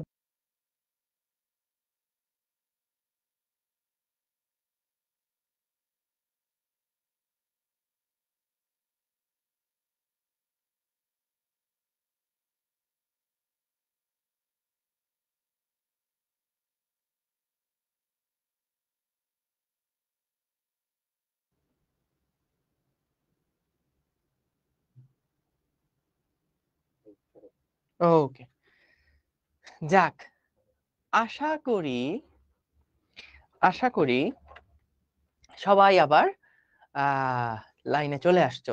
এখন কি আমাকে দেখতে পাচ্ছ, শুনতে পাচ্ছ? একটু জানাও তো, একটু জানাও তো সব ওকে? যাক ঠিক আছে, ভেরি গুড ভেরি গুড। ওকে, সো যেটা বলছিলাম যে তড়িৎ প্রবাহ যেটা, সেইটা কিন্তু আমাদের একটা স্কেলার রাশি। কারণ ওই যে ভেক্টরের যে প্রপার্টিজ গুলো আছে, ভেক্টরের যে বৈশিষ্ট্যগুলো আছে, সেগুলা কিন্তু তড়িৎ প্রবাহ মানছে না। কিন্তু চাপ যেটা, এই যে তোমার চাপ, চাপের ফিলটা আসলে কি? চাপের ফিলটা হচ্ছে, এটা হলো ইফেক্ট অফ ফোর্স, বলের একটা প্রভাবকে সে প্রকাশ করে। সাপোজ তোমরা নিজেরাই একটা এক্সপেরিমেন্ট করে দেখতে পারো। এই যে ক্যালকুলেটর আমার কাছে একটা আছে, তোমাদের সামনে হয়তো ফোন থাকতে পারে, যে কোনো বস্তু থাকতে পারে। আমি যখন এই ক্যালকুলেটরটাকে আমার হাতের উপরে এইভাবে করে রাখবো, তখন আমার হাতে যেই রকমের একটা প্রভাব তৈরি হবে, এই ক্যালকুলেটরের যে ওজনটা, সেটার যে প্রভাবটা আমি ফিল করব, আমি যদি এইভাবে রাখি তাহলে কিন্তু আমার কাছে আরেকটু কমফোর্টেবল লাগবে এটাকে ধরে রাখতে। এটাকে ধরে রাখতে আমার কাছে কিন্তু কষ্ট আরেকটু কম মনে হবে। কারণ একই পরিমাণ বল এখন অনেকখানি ক্ষেত্রফল জুড়ে ছড়ায়ে আছে। কিন্তু যখন এইভাবে করে রাখছিলাম, তখন দেখো হাতের এই ছোট্ট অংশের উপরে কিন্তু ওই সমপরিমাণ বল পড়ার কারণে এরিয়া কমে যাওয়ায় প্রেসার বেড়ে গেছিল, যার কারণে এই বলের প্রভাবটা আমার কাছে একটু বেশি মনে হচ্ছে। একই ওজনের ক্যালকুলেটর কিন্তু আমি ধরে আছি, কিন্তু এই ক্ষেত্রে মনে হচ্ছে আমার ধরে রাখতে একটু চাপটা বেশি পড়ছে বা একটু প্রেসার বেশি লাগতেছে, কিন্তু যখন আমি এভাবে রাখছি তখন একটু কমফোর্টেবল লাগছে আমার কাছে এটাকে ধরে রাখতে। তো তাহলে এই চাপ যে জিনিসটা, সেটা ডিরেকশনটা তো ফিক্সড, যে তলের সাথে লম্ব বরাবর কাজ করছে, এবং এটা হচ্ছে বলের একটা প্রভাবকে নির্দেশ করে, যে বলের প্রভাবটা কি এখানে বেশি নাকি কম। তো এটার জন্য তার দিকের দরকার হয় না। সো এই কারণে আমরা বলতে পারি চাপ হচ্ছে একটা স্কেলার রাশি। গেল। এবার আসো ভেক্টর রাশির কিছু ধর্ম সম্পর্কে আমরা একটু টুকটাক সহজে জেনে নেই।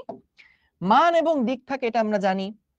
যোগ বিয়োগটা জ্যামিতিক নিয়মে হয়, এটা খুব গুরুত্বপূর্ণ, অনেক সময় অবজেক্টিভে কিন্তু আসে, যে এটা কি নিয়মে হয়, এটা হচ্ছে জ্যামিতিক নিয়মে হয়।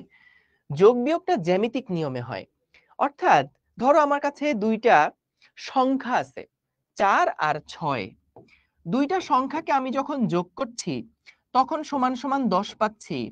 এইটা কিন্তু একটা বীজগাণিতিক রূপ, এটা কিন্তু একটা বীজগাণিতিক রূপ। কিন্তু ভেক্টরের যোগফলটা এরকম বীজগাণিতিক উপায়ে হয় না, সেটা জ্যামিতিক উপায়ে হয়। তো জ্যামিতিক উপায় বলতে কি বোঝায় সেগুলা নিয়ে আমরা সামনে আলোচনা করব, চিন্তা করো না। কিন্তু ভেক্টরের ভ্যালুটার যোগফল, দুইটা ভেক্টরের যোগফল কিন্তু এরকম সহজে যে 4 আর 6 যোগ করে করে ফেললাম সেরকম ভাবে হয় না। গুণ দুই রকমের আছে। বলতো দুইটা সংখ্যা নিয়ে যখন আমরা কাজ করতাম, ধরো 4 আর 6, আমার নাম্বারটা একটু দেখতে হবে, 4 আর 6, সো যখন এই 4 আর 6 দুইটাকে আমরা গুণ করতাম, গুণ কিন্তু একভাবেই করা যায়, 4 6 24। কিন্তু যখন আমরা গুণ করছি ভেক্টরের ক্ষেত্রে, তখন ভাইয়া দুইটা উপায়ে ভেক্টরের গুণটা কিন্তু করা যায়। একটা আমরা বলছি স্কেলার গুণ, আর একটাকে আমরা বলছি ভেক্টর গুণ। দুই রকমের গুণ আছে। সো এটা একটা অ্যাট্রিবিউটস বা এটা একটা প্রপার্টিজ, একটা বৈশিষ্ট্য ভেক্টর রাশির ক্ষেত্রে। ভেক্টর রাশিকে উপাংশে ভাগ করা যায়। সো উপাংশ নিয়ে যেটা বলছিলাম, যে ধরো এই যে গুণ দুই রকমের আছে, এটা একটা অবজেক্টিভ হতে পারে, যদিও এটা খুব লুথা মার্কা অবজেক্টিভ, অত কঠিন কোনো অবজেক্টিভ না, সহজ। উপাংশ মানে কি, যেটা বলছিলাম যে ধরো 25 একটা সংখ্যা, সেটাকে আমরা কিভাবে ভাঙতে পারি, 10 যোগ 15 এভাবে করে ভেঙে লিখতে পারি। তো দেখো 10 আর 15কে যখন ভেঙে লিখলাম তখন এই দুইটাকে যোগ করলে কিন্তু আবার আমরা 25 পাচ্ছি। তো এই যে পিচ্চি পিচ্চি যে অংশগুলো আছে সেইগুলাকে আমরা বলতে পারি এরা হচ্ছে 25-এর উপাংশ। এইটা আমি জাস্ট একটা সংখ্যা দিয়ে তোমাকে এক্সাম্পল দিলাম।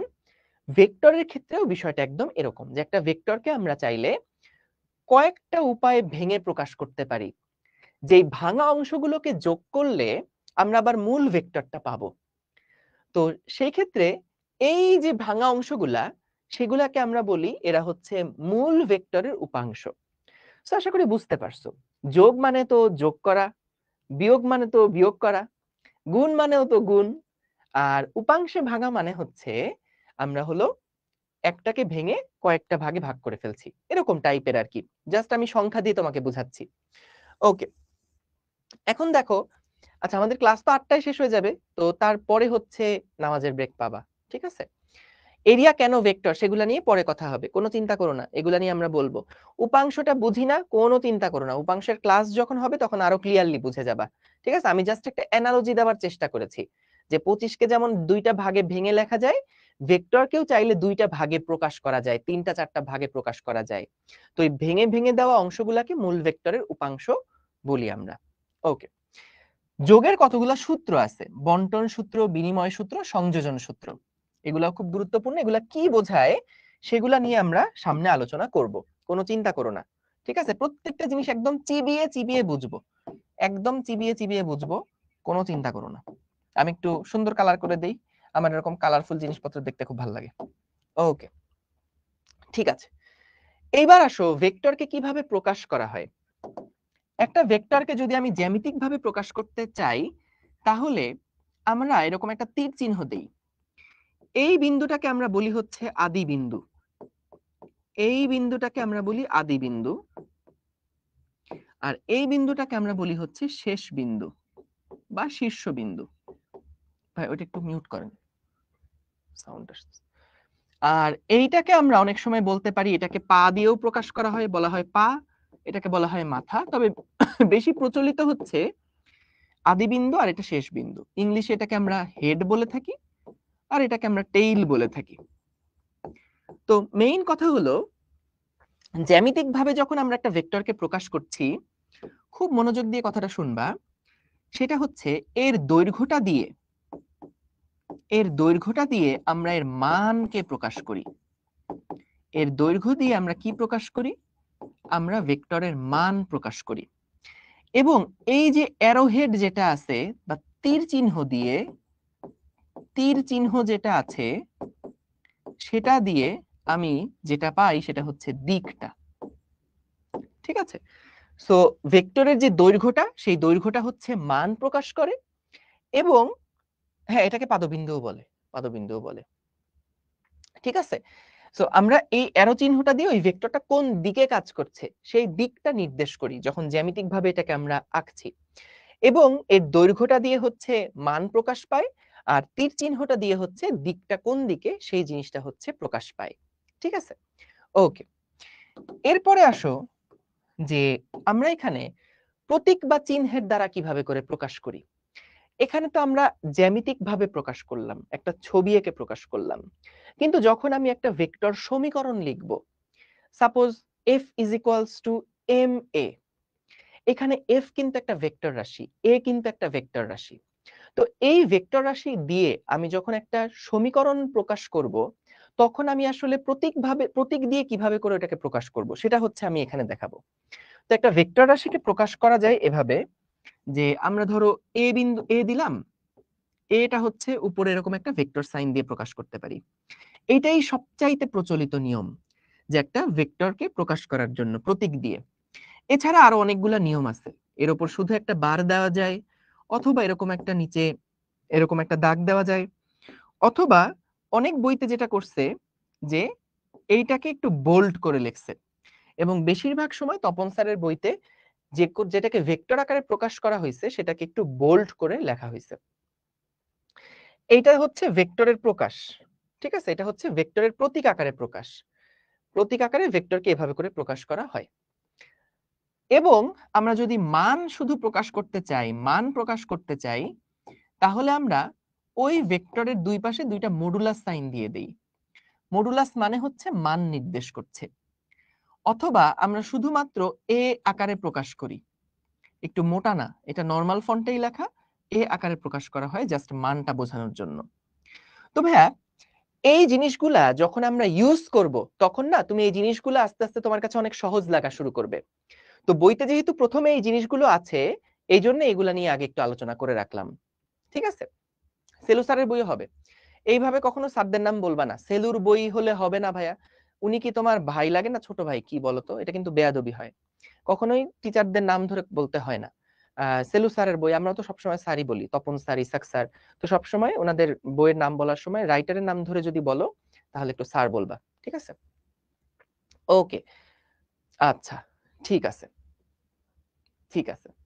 আমির হোসেন স্যারের বইও ভালো, ভালো, ভালো, ভালো, কোনো অসুবিধা নেই। ঠিক আছে, ওকে। এখন আসো আমরা বিশেষ কয়েকটা ভেক্টর নিয়ে একটু কথাবার্তা বলি। বিশেষ কয়েকটা ভেক্টর নিয়ে একটু পড়াশোনা করি। এগুলা কিন্তু ক নাম্বার প্রশ্নের জন্য গুরুত্বপূর্ণ।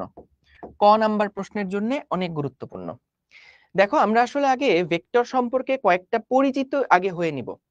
এই লেকচারটা বা ভেক্টর চ্যাপ্টারের আসল ফ্লেভার, আসল মজা তুমি পাওয়া শুরু করবে আসলে সেকেন্ড ক্লাসটা থেকে।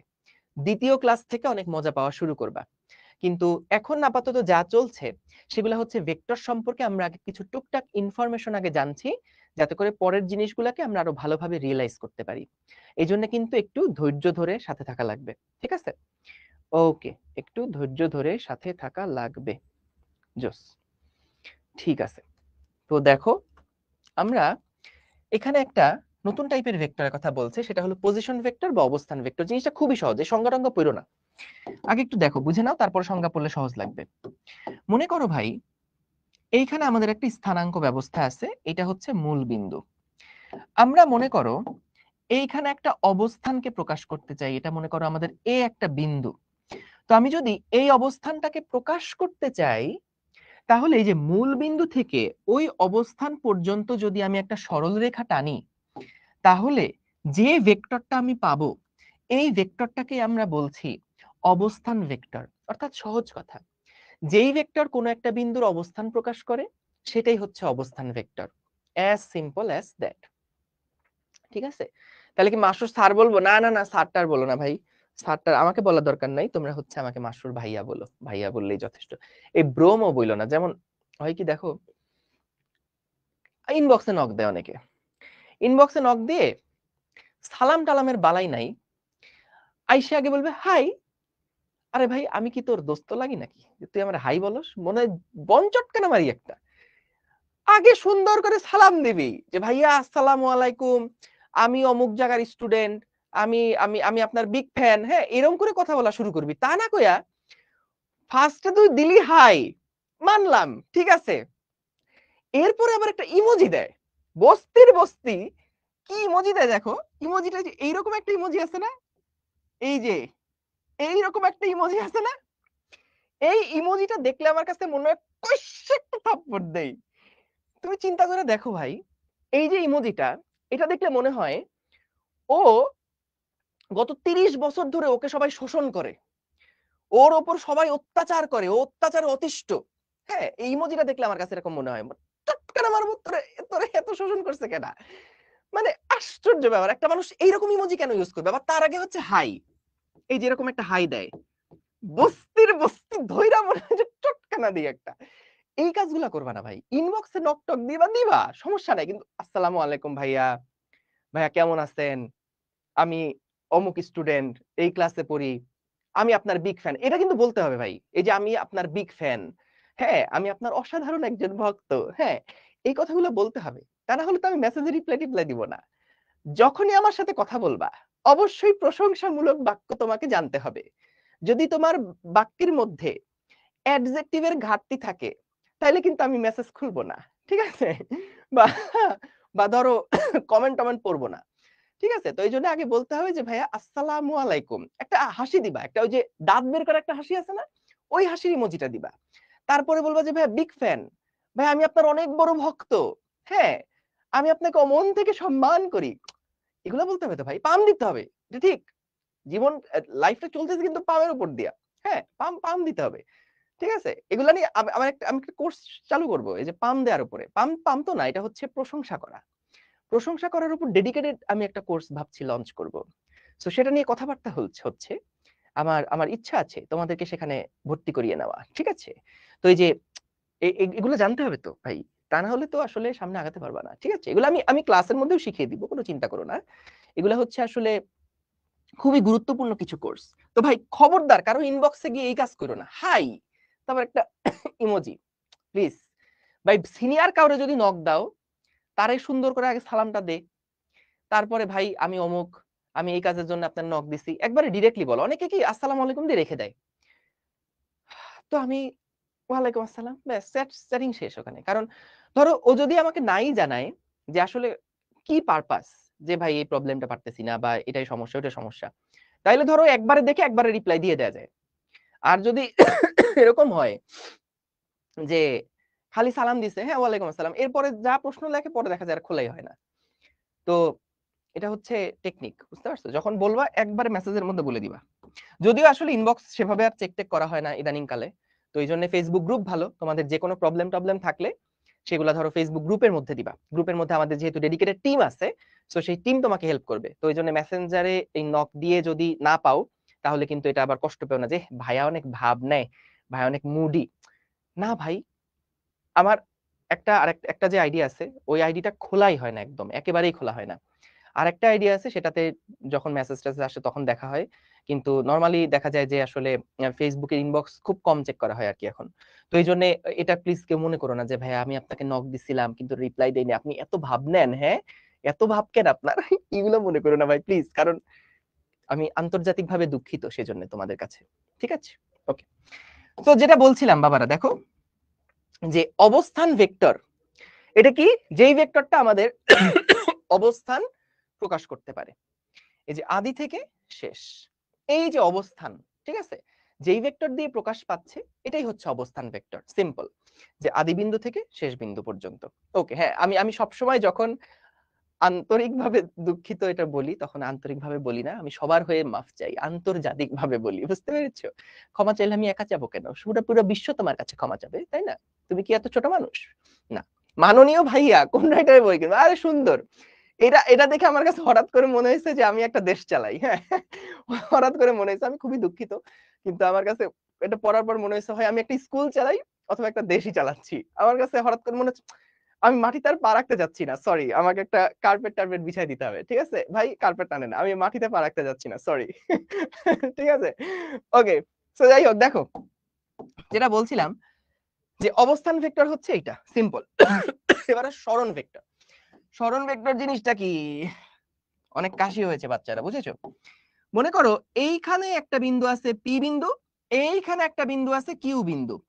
তো কোন একটা লোক পি থেকে কিউ বিন্দুতে গেল, এটা কিন্তু দেখো মূল বিন্দু থেকে আমি দাগটা টানি নাই, আদি অবস্থান থেকে শেষ অবস্থান পর্যন্ত একটা দাগ টানছি। তো এই ভেক্টরটাকে আমরা কিন্তু সরণ ভেক্টর বলছি। অবস্থান ভেক্টর যেটা, ফেসবুকে কিভাবে অ্যাড হবা? এই যে 16780 তে কল দাও। যারা এখনো ফেসবুকে অ্যাড হতে পারো নাই, গ্রুপে অ্যাড হতে পারো নাই, 16780 তে একটা কল দিও, তোমাকে কিভাবে অ্যাড করে নেওয়া হবে। ঠিক আছে, ওকে। নামাজের ব্রেক একবারে ক্লাসের পরে। দেখো তাহলে সরণ ভেক্টর কোনটা? সরণ ভেক্টর হচ্ছে আদি থেকে শেষ যেই ভেক্টরটা হবে সেটাই কিন্তু হচ্ছে আমাদের এখানে সরণ ভেক্টর। এই কোন রাইটারে বই কিনবো? উদয় ভাইয়া, আমি এটা বলছি, তোমরা এখন নতুন বই কিনতে যেও না, তোমাদের এডিশনের বই আসলে তাহলে কেন, তোমাদের এডিশন না আসলে টাকা খরচ করে কিনতে যেও না। আর বই প্রথমে একদম শুরুতে বলে দিছি, তপন স্যারের বই নাও বা ইসাক স্যারের বই নাও, যে কোনো একটা করলেই হবে। একজন পড়াশোনা নিয়ে একটা ভালো প্রশ্ন করছে, বলছে যে আপনি কি বিয়ে করছেন? আরে ভাই, অনেক রেলেভেন্ট প্রশ্ন, ভেক্টরের সাথে খুবই সম্পর্কিত। অসংখ্য ধন্যবাদ তোমার এই প্রাসঙ্গিক প্রশ্নের জন্য, আনবিলিভেবল। আচ্ছা, আমি একটা কথা বলে রাখি তোমাদেরকে, আমি কথায় কথায় দেখবা বস্তি কথাটা খুব ইউজ করি। এখন বস্তি আমি কাদেরকে বলি এটা একটু তোমাদেরকে প্রথম ক্লাস তো একটু ক্লিয়ার করে নেই, তা না হলে তোমরা পরে কষ্ট পাবা, বলবা ভাইয়া আজকে আবার আর্থসামাজিক অবস্থা খারাপ বললে আপনি আজকে আমাকে বস্তি বললেন না। যাদের টাকা আছে টাকা নাই এর সাথে বস্তিগিরির কোনো সম্পর্ক নাই। তোমার আজকে টাকা নাই, তোমার কালকে প্রচুর টাকা হবে ইনশাল্লাহ। আজকে আবার হইতে পারে তোমার অনেক টাকা, কালকে টাকা নাও থাকতে পারে, আল্লাহ মাফ করুক। কিন্তু বস্তি কারা? বস্তি হচ্ছে যারা অলস। যারা কি? যারা অলস।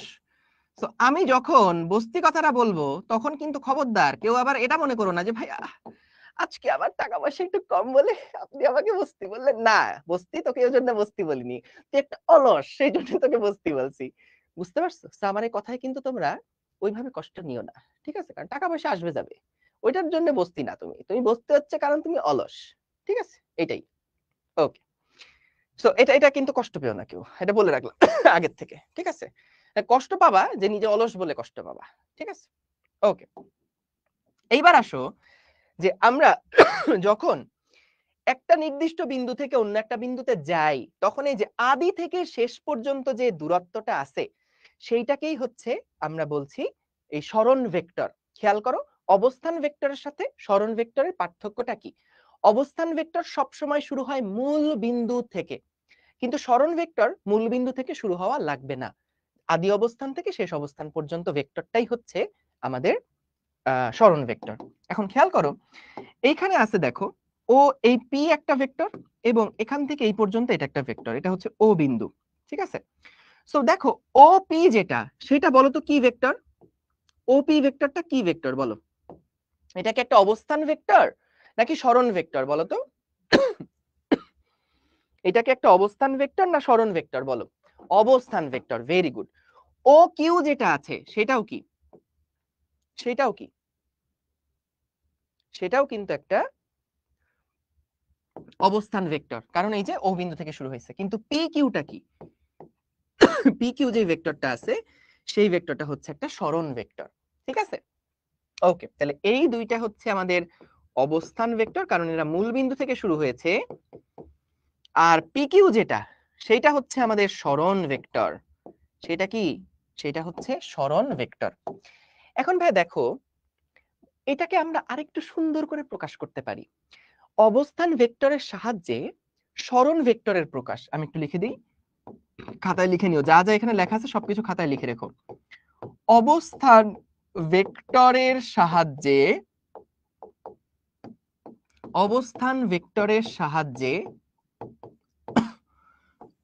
সরণ ভেক্টরের প্রকাশ। সরণ ভেক্টরের প্রকাশ। অবস্থান ভেক্টরের সাহায্যে সরণ ভেক্টরের প্রকাশ। এইটা কিভাবে? মনে করো সাপোজ কোন একজন লোক, সে প্রথমে ও বিন্দু থেকে পি বিন্দুতে গেল, তারপরে পি বিন্দু থেকে কিউ বিন্দুতে আসে দাঁড়ায় থাকলো।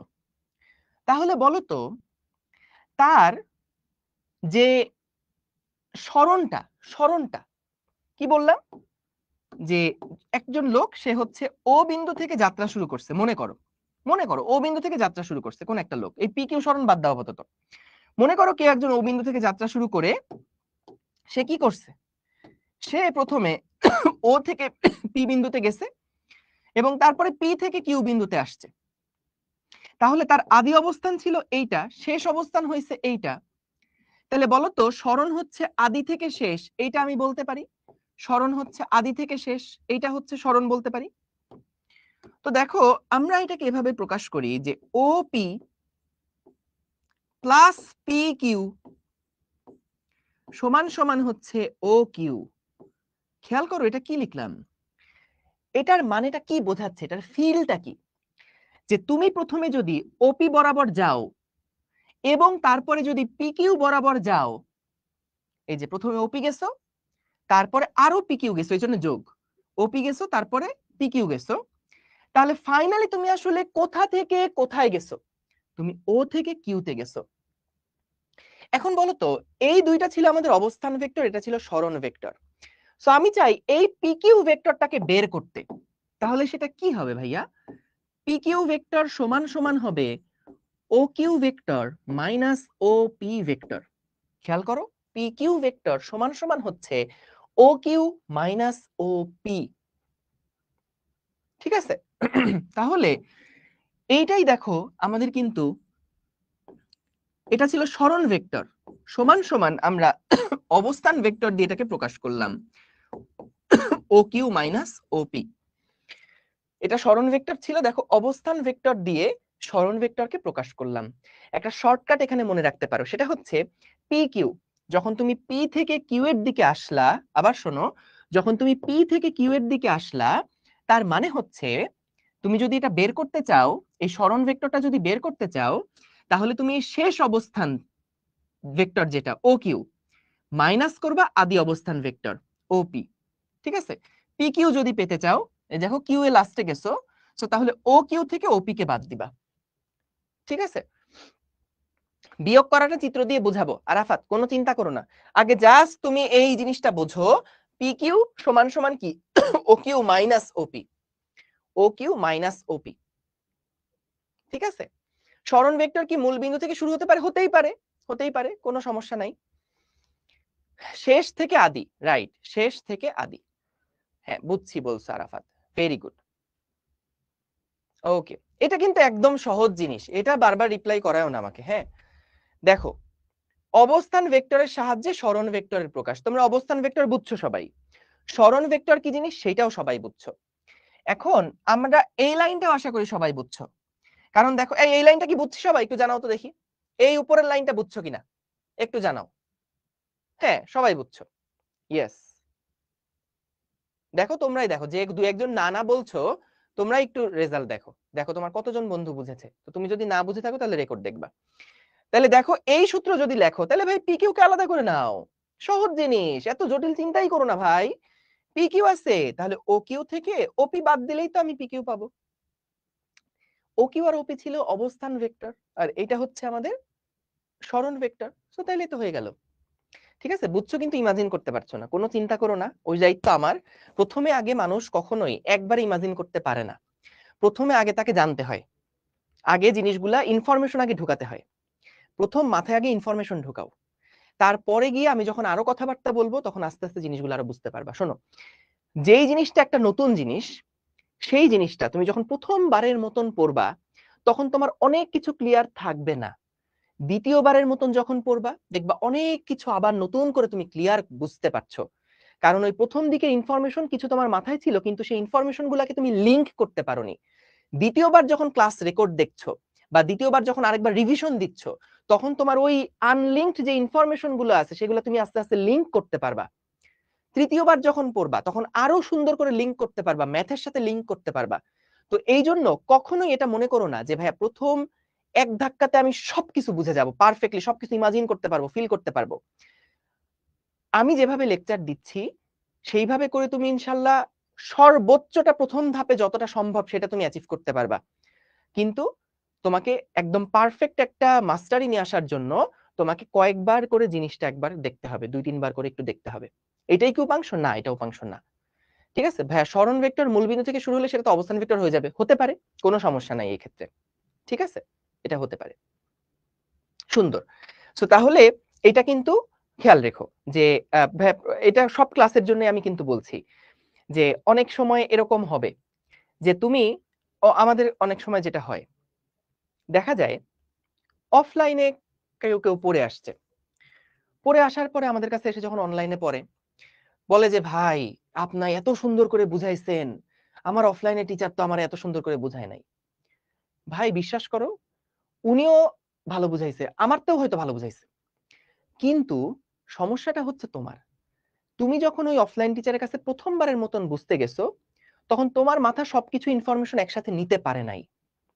কিন্তু তুমি যখন আমার কাছে দ্বিতীয়বারের জন্য পড়তে আসছো তখন দেখা গেছে যে ও আচ্ছা হ্যাঁ এটা লিংক করতে পারতেছি, তখন তোমার কাছে মনে হচ্ছে আরে মাশরুফ ভাই তো বস, আরে অনলাইন তো জোস। বা নতুন সেকেন্ড বার যেই টিচারের কাছে যাচ্ছ মনে হবে যে ওয়াও এটা তো বস, আমি তো আগে বুঝি না এইভাবে করে। ভাই আগের বার বুঝো নাই, তার মেইন কারণটা হচ্ছে যে ওই যে ধরো প্রথমবার ধাক্কাতে তুমি জাস্ট ইনফরমেশন গুলা গ্যাদার করতে পারছো, লিংক করতে পারো নাই। দ্বিতীয়বার যখন অন্য যে কোনো কোথাও পড়ছো, আরেকবার পড়ছো বা একই জিনিস আবার রেকর্ড দেখছো তখন দেখা যাবে যে তুমি হচ্ছে ইনফরমেশন গুলো সুন্দর করে লিংক করতে পারছো বলে তোমার কাছে ভালো লাগছে তখন। এই জন্য কখনো হতাশ হবে না ভাইয়া, একদমই হতাশ হওয়ার কিচ্ছু নাই যে ভাই আমার সব বন্ধুরা বুঝে যাচ্ছে, সবাই পারফেক্টলি বুঝলো, তাহলে কি আমি গাধা, আমি কি পিছাই গেলাম? ভাই এটা না। ইন্টারমিডিয়েটে ভালো রেজাল্ট করার জন্য বুদ্ধির থেকে দরকার হচ্ছে লেগে থাকা, ধৈর্য, কনসিস্টেন্সি। ধৈর্য, কনসিস্টেন্সি, লেগে থাকা। তুমি যদি এই জিনিসগুলা ঠিক রাখতে পারো, ধৈর্য ধরে যদি লেগে থাকতে পারো, রিপিটেডলি তুমি যদি পড়তে পারতে পারো, তাহলে দেখবা যে আর ইনশাল্লাহ কোনো অসুবিধা হবে না। পি কিউ না দিয়ে কিউপি লেখা যাবে না, পি কিউ না দিয়ে যদি কিউপি লেখো তাহলে এইরকম ভেক্টর নির্দেশ করবে, সেটা হবে না। ঠিক আছে, পি কিউ লিখতে হবে। ওকে, ওকে, ঠিক আছে। সো এই জিনিসগুলো একটু খেয়াল রাখবা। কখনোই ইদানিংকালে স্টুডেন্টদের মধ্যে কিছু ধরনের একটু অ্যাগ্রেশন দেখা যায়, যে দেখা যায় অন্য টিচারের নামে বদনাম করতেছে, বা হচ্ছে ধরো একটু ছোট করে কথা বললো, একজন টিচারকে অনেক বড় করে কিছু বলতে গিয়ে আরেকজনকে অনেক ছোট করে ফেললো। এটা কখনো তুলনা করতে যাবা না ভাই, কারণ তুমি আসলে ওই তুলনা করার মতন অবস্থাতেই নাই, তুমি তার জায়গাতেই নাই। তো কখনোই কোনো টিচারকে ডিসরেসপেক্টফুল কোনো কথাবার্তা কখনো বলবা না। এটা বললে আলটিমেটলি নিজের উপরে এসে ইম্প্যাক্টটা পড়ে। কারণ সব টিচারই সবসময় যেটা চেষ্টা করে তোমাদেরকে আন্তরিকভাবে বোঝাতে, তোমাদের জন্য সবটা ঢেলে দিতে চেষ্টা করে, সেটা অফলাইনের টিচাররা হোক, অনলাইনের টিচাররা হোক, সবাই। তো এই জন্য কখনোই তাদের প্রতি ডিসরেসপেক্টফুল কোনো কিছু কখনো বলবা না। কারো একজনের ক্লাস ভালো বলতে গিয়ে যে হ্যাঁ উনার থেকে উনি ভালো, না, এগুলো কখনো করবা না। সবসময় যদি কারো ক্লাস ভাল লাগে, ওয়াও ভাইয়া আপনার ক্লাস খুব ভালো লাগছে, ভাইয়া বুঝছি, জোস, ঠিক আছে, এইটাই। কিন্তু কখনো ওই যে আরেকজনকে ছোট করে আরেকজনকে বড় করা, এটা কখনো করবা না প্লিজ, এটা রিকোয়েস্ট থাকলো। ওকে, সো সরণ ভেক্টর, আচ্ছা আরো কয়েকটা প্রশ্ন দেখি উপরে উঠে যাচ্ছে। ওটা তো বললামই যে যদি মূলবিন্দু থেকে সরণ হয় ওইটা অবস্থান ভেক্টরে বলবো, সরণ ভেক্টরে বলবো। ঠিক আছে, ওকে, ওকে। সো দেখো, আমরা এটা বুঝলাম সরণ ভেক্টর কাকে বলে। এবার আসো একক ভেক্টর। একক ভেক্টর জিনিসটা কি? একক ভেক্টর হচ্ছে মূলত এমন একটা ভেক্টর যেটা দিয়ে আমরা দিক প্রকাশ করতে পারি। এটা একটু মাথায় রাখো। একক ভেক্টর কি করে?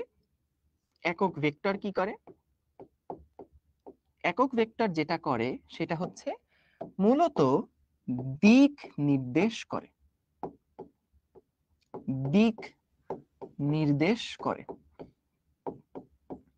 ঠিক আছে, ভেক্টরের দিক নির্দেশ করে একক ভেক্টর। এখন আমি তোমাকে ছোট একটা এক্সাম্পল দিই। বলতো ভাই, একটা ভেক্টরের মধ্যে কি কি থাকে? একটা ভেক্টরের মধ্যে থাকে মান এবং তার সাথে থাকে দিক। এটা একটা একটা স্কেচ আর কি, জাস্ট রাফ মতন চিন্তা করো। একটা ভেক্টর মানে মান থাকে আর দিক থাকে, এটা কিন্তু পুরাটা মিলে একটা ভেক্টর। সো বলো তো, আমি যদি এটাকে মান দিয়ে ভাগ দেই তাহলে কি পড়ে থাকবে? দিক পড়ে থাকবে না? দিক মূলত কে প্রকাশ করে?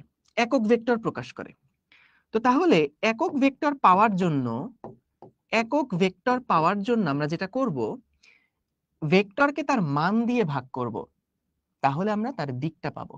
আবার বলছি, ভেক্টরকে তার মান দিয়ে ভাগ করলে আমরা দিক পাবো। দেখো সংজ্ঞায় তাই বলছে, একটি ভেক্টরকে এর মান দ্বারা ভাগ করলে ওই ভেক্টরের দিকে একটা একক ভেক্টর পাওয়া যায়, সেই ভেক্টরকে আমরা আসলে একক ভেক্টর বলছি। একক ভেক্টর শুধুমাত্র কি নির্দেশ করে? একটা ভেক্টরের দিক নির্দেশ করে, ডিরেকশনটা কোন দিকে, সেই ডিরেকশনটা নির্দেশ করে। ঠিক আছে, তো তাহলে আমরা এটা খেয়াল রেখো যে এটা কিন্তু ফর্মাল কোনো কিছু না, এটা আমি জাস্ট তোমাদের বোঝানোর জন্য লিখছি যে মান মান কাটাকাটি হয়ে গেছে, কিন্তু মূলত বিষয়টা হচ্ছে এভাবে করে তুমি চিন্তা করতে পারো যে আমরা একটা ভেক্টর, একক ভেক্টর যদি পেতে চাই, একক ভেক্টরের মেইন কাজ কি? একক ভেক্টরের মেইন কাজটা হচ্ছে দিক নির্দেশ করা।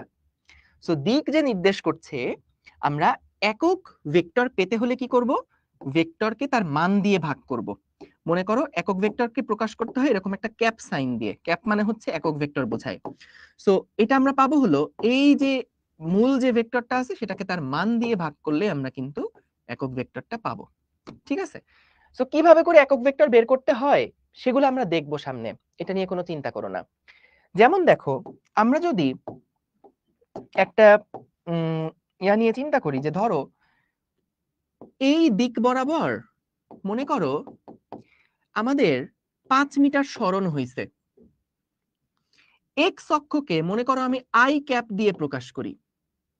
আই ক্যাপ বলতে আমি কি বুঝি? এক্স অক্ষ বরাবর, এক্স এর দিক বুঝি। আই ক্যাপ মানে আমি কি বুঝি? এক্স অক্ষ বরাবর বুঝি, এক্স অক্ষটা বুঝি। সো তাহলে আমি যখন 5i লিখব, মনে করো সরণ বললাম কোনো একটা ভেক্টরের বা কোনো একটা লোকের সরণ হচ্ছে 5i। এই কথাটার মানে কি? এই কথাটার মানে হচ্ছে যে লোকটা 5 মিটার দূরত্ব অতিক্রম করছে, লোকটা 5 মিটার দূরত্ব অতিক্রম করছে, এবং সেটা কোন দিকে অতিক্রম করছে বলতো? সেটা অতিক্রম করছে হচ্ছে এক্স অক্ষ বরাবর। আই ক্যাপ দিয়ে আমরা এক্স অক্ষ বরাবর একক ভেক্টর বুঝে থাকি। হ্যাঁ, আই ক্যাপ দিয়ে আমরা কি বুঝি? এক্স অক্ষের দিকটা বুঝে থাকি, যে আমি তো একক ভেক্টর এর মান কত? 1 একক। একক ভেক্টর তাহলে কি করে? দিকটা প্রকাশ করে। আই ক্যাপ মানে বোঝায় এক্স অক্ষের দিক, 5i মানে বোঝায় এক্স অক্ষের দিকে 5 একক। ঠিক তেমনি জেনে রাখো, ওয়াই অক্ষ বরাবর যখন কোন একটা ভেক্টর থাকবে সেইটাকে আমরা জে ক্যাপ দিয়ে প্রকাশ করি। তারপরে যদি জেড অক্ষ বরাবর কোনো ভেক্টর থাকে সেটাকে আমরা কে ক্যাপ দিয়ে প্রকাশ করি। বুঝতে পারছো ওয়াই অক্ষ কেমনে বুঝবো? সো এই যে কিভাবে ওয়াই অক্ষটা বুঝবা, ওয়াই অক্ষ তো ভাইয়া এক এক সময় এক এক তলে দেখি, এটা প্রশ্নের উপর ডিপেন্ড করবে, সেটা আমরা যখন প্রবলেম সলভ করব তখন তুমি বুঝতে পারবা। ঠিক আছে, ওকে, ভেরি গুড। জেড অক্ষের জন্য কে, রাইট। সো আশা করি বুঝতে পেরেছো। যেমন এই যে এটাই হচ্ছে আয়ত একক ভেক্টর, খেয়াল করো, এটা একক, একটা ভিন্ন টাইপের একটা একক ভেক্টর যেটা আমি একটু আগে পড়ালাম। একক ভেক্টরটা কি? এখানে বলছে একক ভেক্টরটা হচ্ছে যে ত্রিমাত্রিক স্থানাঙ্ক ব্যবস্থায় পরস্পর লম্ব তিনটা অক্ষ থাকে, এক্স অক্ষ, ওয়াই অক্ষ, জেড অক্ষ। আমরা তো জানি এটা। এক্স অক্ষের দিকে একক ভেক্টর প্রকাশ করার জন্য আই ক্যাপ ব্যবহার করা হয়, এক্স অক্ষের জন্য আই ক্যাপ ব্যবহার করা হয়, জেড এবং কে যথাক্রমে ওয়াই এবং জেড অক্ষটা প্রকাশ করার জন্য ব্যবহার করা হয়। ঠিক আছে, ঠিক আছে, যে আমাদের একটু আগে যেটা বললাম আর কি। তো এগুলাকে আমরা বলছি আয়ত একক ভেক্টর। তো স্থানাঙ্ক ব্যবস্থায় যে কোনো ভেক্টরকে এই তিনটি একক ভেক্টরের মাধ্যমে প্রকাশ করা হয়। ত্রিমাত্রিক ভেক্টর এ বুঝতে পারে সবাই? ওকে। জেড অক্ষ কোনটা ভাই? দেখো, যদি এক্স অক্ষ এটা হয়, ওয়াই অক্ষ যদি তার সাথে লম্ব হয়, জেড অক্ষ মানে হচ্ছে তোমার দিকে বা বোর্ডের ভিতরের দিকে, এটাই হচ্ছে জেড অক্ষ। কিন্তু আমরা তো 2D তে আসলে 3D চিত্র আঁকতে পারি না, তো সেই কারণে আমরা হচ্ছে এইভাবে করে বলি যে এটা হচ্ছে জেড অক্ষ। কিন্তু মূলত এই অ্যাঙ্গেলটা কিন্তু 90 ডিগ্রি, এই অ্যাঙ্গেলটা 90 ডিগ্রি এবং এই অ্যাঙ্গেলটাও কিন্তু 90 ডিগ্রি। ঠিক আছে? সো এটা একটা রুমের কর্নার চিন্তা করতে পারো, রুমের একটা কর্নার। সো এই কর্নারে কি হয়, একটা এক্স অক্ষ থাকে, একটা ওয়াই অক্ষ থাকে, একটা জেড অক্ষ থাকে। তো তিনটা মাত্রা, তিনটা স্থানাঙ্ক ব্যবস্থা। যেমন দেখো, সাপোজ আমি যদি কোনো একটা ভেক্টর এভাবে করে প্রকাশ করি ভাইয়া, যে 5i প্লাস 3j, মনে করো এরকম একটা ভেক্টর আমি প্রকাশ করলাম, 5i প্লাস 3j। তাহলে দেখো এটার মানেটা কি? এটার মানে হচ্ছে যে আমরা এমন একটা ভেক্টর নিয়ে কথা বলছি যেই ভেক্টরের এক্স অক্ষ বরাবর ভ্যালু হচ্ছে 5 একক এবং ওয়াই অক্ষ বরাবর ভ্যালু হচ্ছে 3 একক। আমাদেরকে বলছে এই ভেক্টরটা পেতে হলে তোমাকে দুইটা ভেক্টর যোগ করতে হবে, এই ভেক্টর আর এই ভেক্টর, দুইটা ভেক্টরকে যোগ করতে হবে। সো এই ভেক্টরটা কোনটা সেটা একটু আঁকি। এটা কি 5i, তার মানে কি এক্স অক্ষ বরাবর 5 ঘর, এটা এক্স অক্ষ বরাবর 5 ঘর, এই ভেক্টরটা হচ্ছে 5i। আর এই ভেক্টরটা একটু আলাদা করে আঁকি তো, এটা মানে কি? এটা মানে হচ্ছে ওয়াই অক্ষ বরাবর 3 একক, 3j। সো তার মানে এটাকে এভাবে চিন্তা করো, কোন একজন লোক এক্স অক্ষ বরাবর 5 ঘর গেছে, তারপরে ওয়াই অক্ষ বরাবর সে 3 ঘর গেছে। তাহলে আমি যদি বলো তো সরণ বের করতে চাই, সরণ কোনটা হবে আদি থেকে শেষ, এইটা হবে না তার সরণ? কোন একটা লোক এক্স অক্ষ বরাবর 5 ঘর গেছে, তারপরে সে ওয়াই অক্ষ বরাবর 3 ঘর গেছে, তাহলে তার যে সরণটা হবে সে সরণটা কি? সে আদি অবস্থান ছিল এইখানে, এখনকার অবস্থান তার এইখানে। সো এই যে আদি থেকে শেষ, এইটাই কিন্তু তার সরণটা নির্দেশ করছে। সো এই দুইটা জিনিসকে যোগ করলে কিন্তু আমি এই বেগুনি কালারের ভেক্টরটা পাই। তাই এই ভেক্টরটাই হচ্ছে আমাদের এ ভেক্টর। একটু খেয়াল করো যে এ ভেক্টরটা পেতে হলে আমাকে বলছে যে তুমি আগে এক্স অক্ষ বরাবর 5 ঘর যাও এবং ওয়াই অক্ষ বরাবর 3 ঘর যাও, এক্স অক্ষ বরাবর 5 ঘর যাও, তারপরে ওয়াই অক্ষ বরাবর 3 ঘর যাও। সো তাহলে তুমি আদি থেকে শেষ যে ভেক্টরটা পাবা সেটাই হচ্ছে তোমার এ ভেক্টর। বুঝতে পেরেছো? রাইট। ওকে। ইউসুফ, হ্যাঁ আন্টিকে সালাম দিও তাহলে। আচ্ছা ঠিক আছে, সো আমরা আজকে আসলে এই পর্যন্ত রাখবো। তোমাদের নেক্সট ক্লাসে আমরা হচ্ছে আরো বেশ কিছু ভেক্টর নিয়ে কথাবার্তা বলবো। আজকে এই পর্যন্ত থাকবে। তোমরা জাস্ট ক্লাসটা একটু রিভিশন দিয়ে দিও। এখানে যা কিছু পড়ানো হয়েছে খুবই সহজ সিম্পল জিনিস, কোনো কঠিন জিনিসকে কিন্তু আজকে যায়নি, জাস্ট মজার মজার কিছু ম্যাথ প্রবলেম আমরা সলভ করিয়েছি। সো অসংখ্য ধন্যবাদ তোমাদেরকে এত সুন্দর মনোযোগ দিয়ে ক্লাস করার জন্য। সো ক্লাস কেমন লাগছে এটা কিন্তু জানাতে ভুলো না, কারণ যেটা দেখা যায় আমরা যখন অনলাইনে ক্লাস নিচ্ছি, আগে তো অনেক বছর অফলাইনে পড়ায় আসছি, অফলাইনে যেটা হয় যে দেখা যেত আমরা হচ্ছে স্টুডেন্টদের চেহারা দেখলেই বুঝতে পারতাম যে ও কি আসলে ক্লাস বুঝতে পারছে কিনা, ক্লাস এনজয় করছে কিনা। কিন্তু যখন অনলাইন ক্লাস, তখন কিন্তু আসলে তোমাদের ফিডব্যাক না জানলে আমরা কিন্তু বুঝতে পারি না যে ক্লাস আসলে কেমন হচ্ছে, ক্লাসে কি বেশি কঠিন প্রবলেম দেখাই ফেললাম কিনা, বা এরপর থেকে কি তাহলে আর কঠিন প্রবলেম দেখাবো না। সো তোমরা কি আসলে ক্লাসটা এনজয় করেছো কিনা, বুঝতে পেরেছো কিনা, সেটা একটু কাইন্ডলি রিভিউ দিও আমাদের শিখবো জিতবো গ্রুপে। এখানে রিভিউ দিলে কিন্তু বোঝা যায় না, কারণ যেটা দেখা যায় যে হচ্ছে এখানকার কমেন্ট তো আর ইয়া থাকে না, তোমার স্টোর থাকে না। তো এই জন্য শিখবো জিতবো যে গ্রুপটা আছে সেখানে একটু কাইন্ডলি জানাও যে আজকে প্রথম ক্লাস তোমাদের কেমন লাগছে, তাহলে আমিও বুঝতে পারবো যে যাক ঠিক আছে, তাহলে আমরা বেশ কিছু সিরিয়াস স্টুডেন্টদের সাথে আমাদের যে জার্নিটা, 25 ব্যাচের জার্নিটা শুরু করতে যাচ্ছি। সো থ্যাংক ইউ সবাইকে, দেখা হবে ইনশাল্লাহ নেক্সট ক্লাসে। আসসালামু আলাইকুম, আল্লাহ হাফেজ।